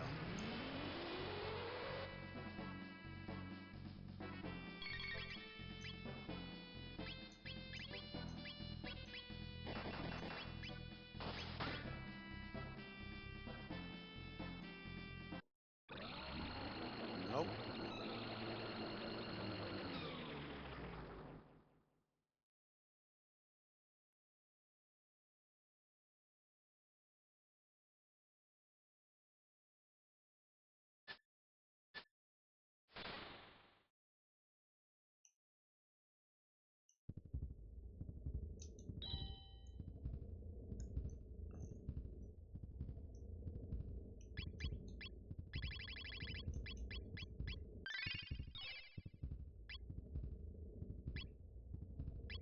So let's see here. I think I'll be alright. As long as I get the menu glitch, which I usually do. So, yeah.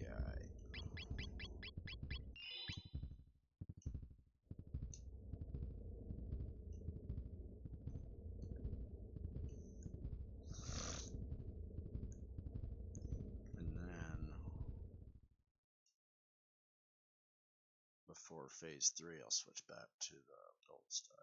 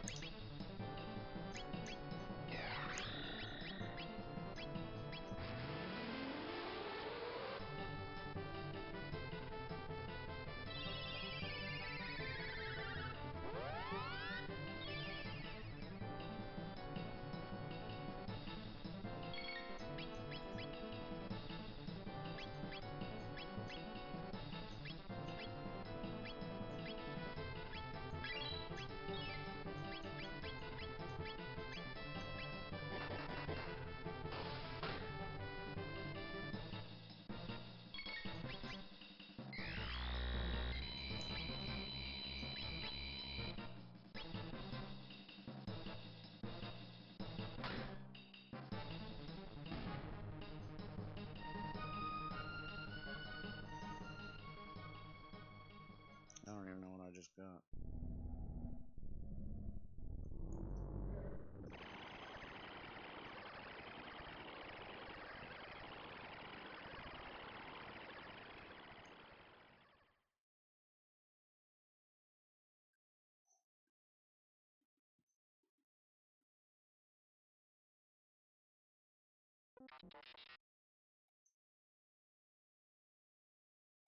Well, that'll be put to use, I'm sure.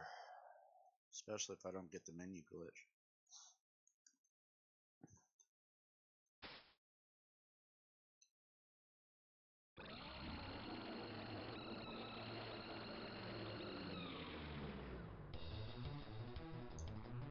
Got it. Alright.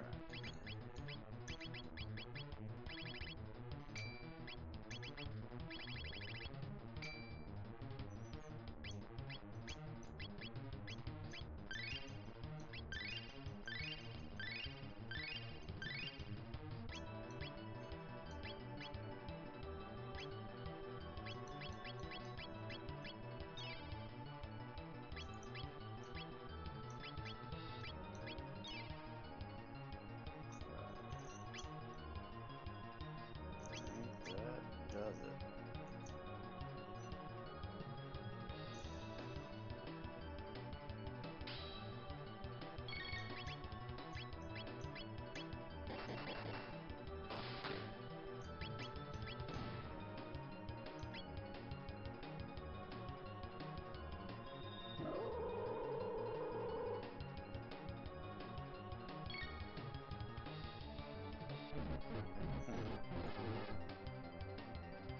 What status?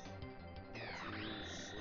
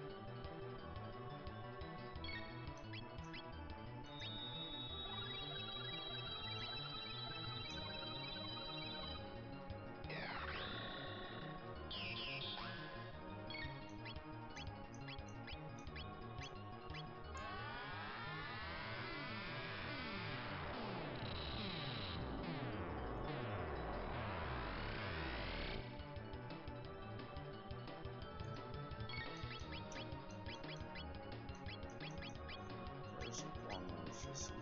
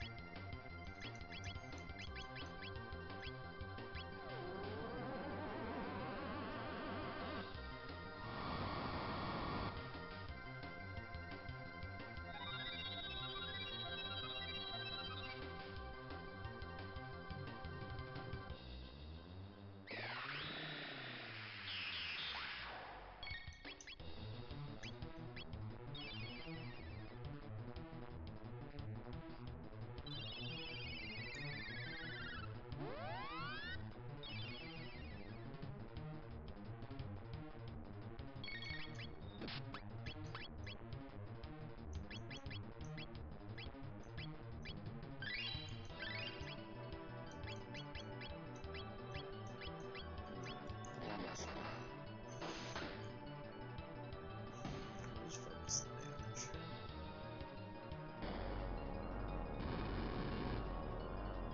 They should both be fine. No, never mind. Okay. We'll go back and we'll have the status protection. Whatever.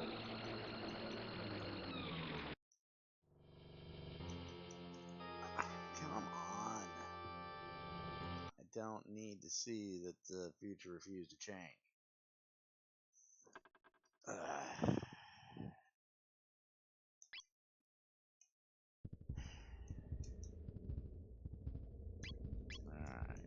they're all amuleted up. They'll stay that way. I'll just have to dump magic recovery into Robo.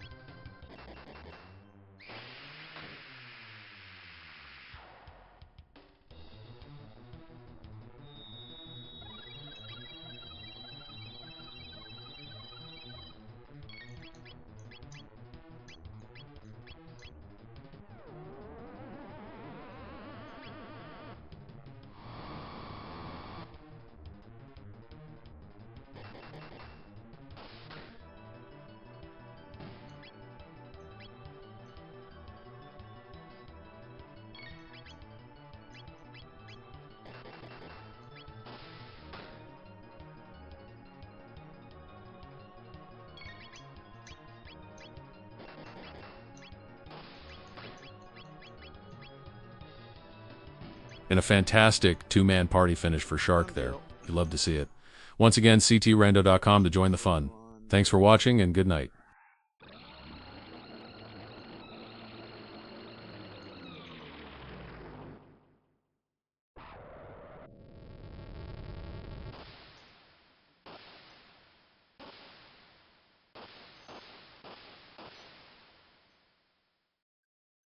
Thank you.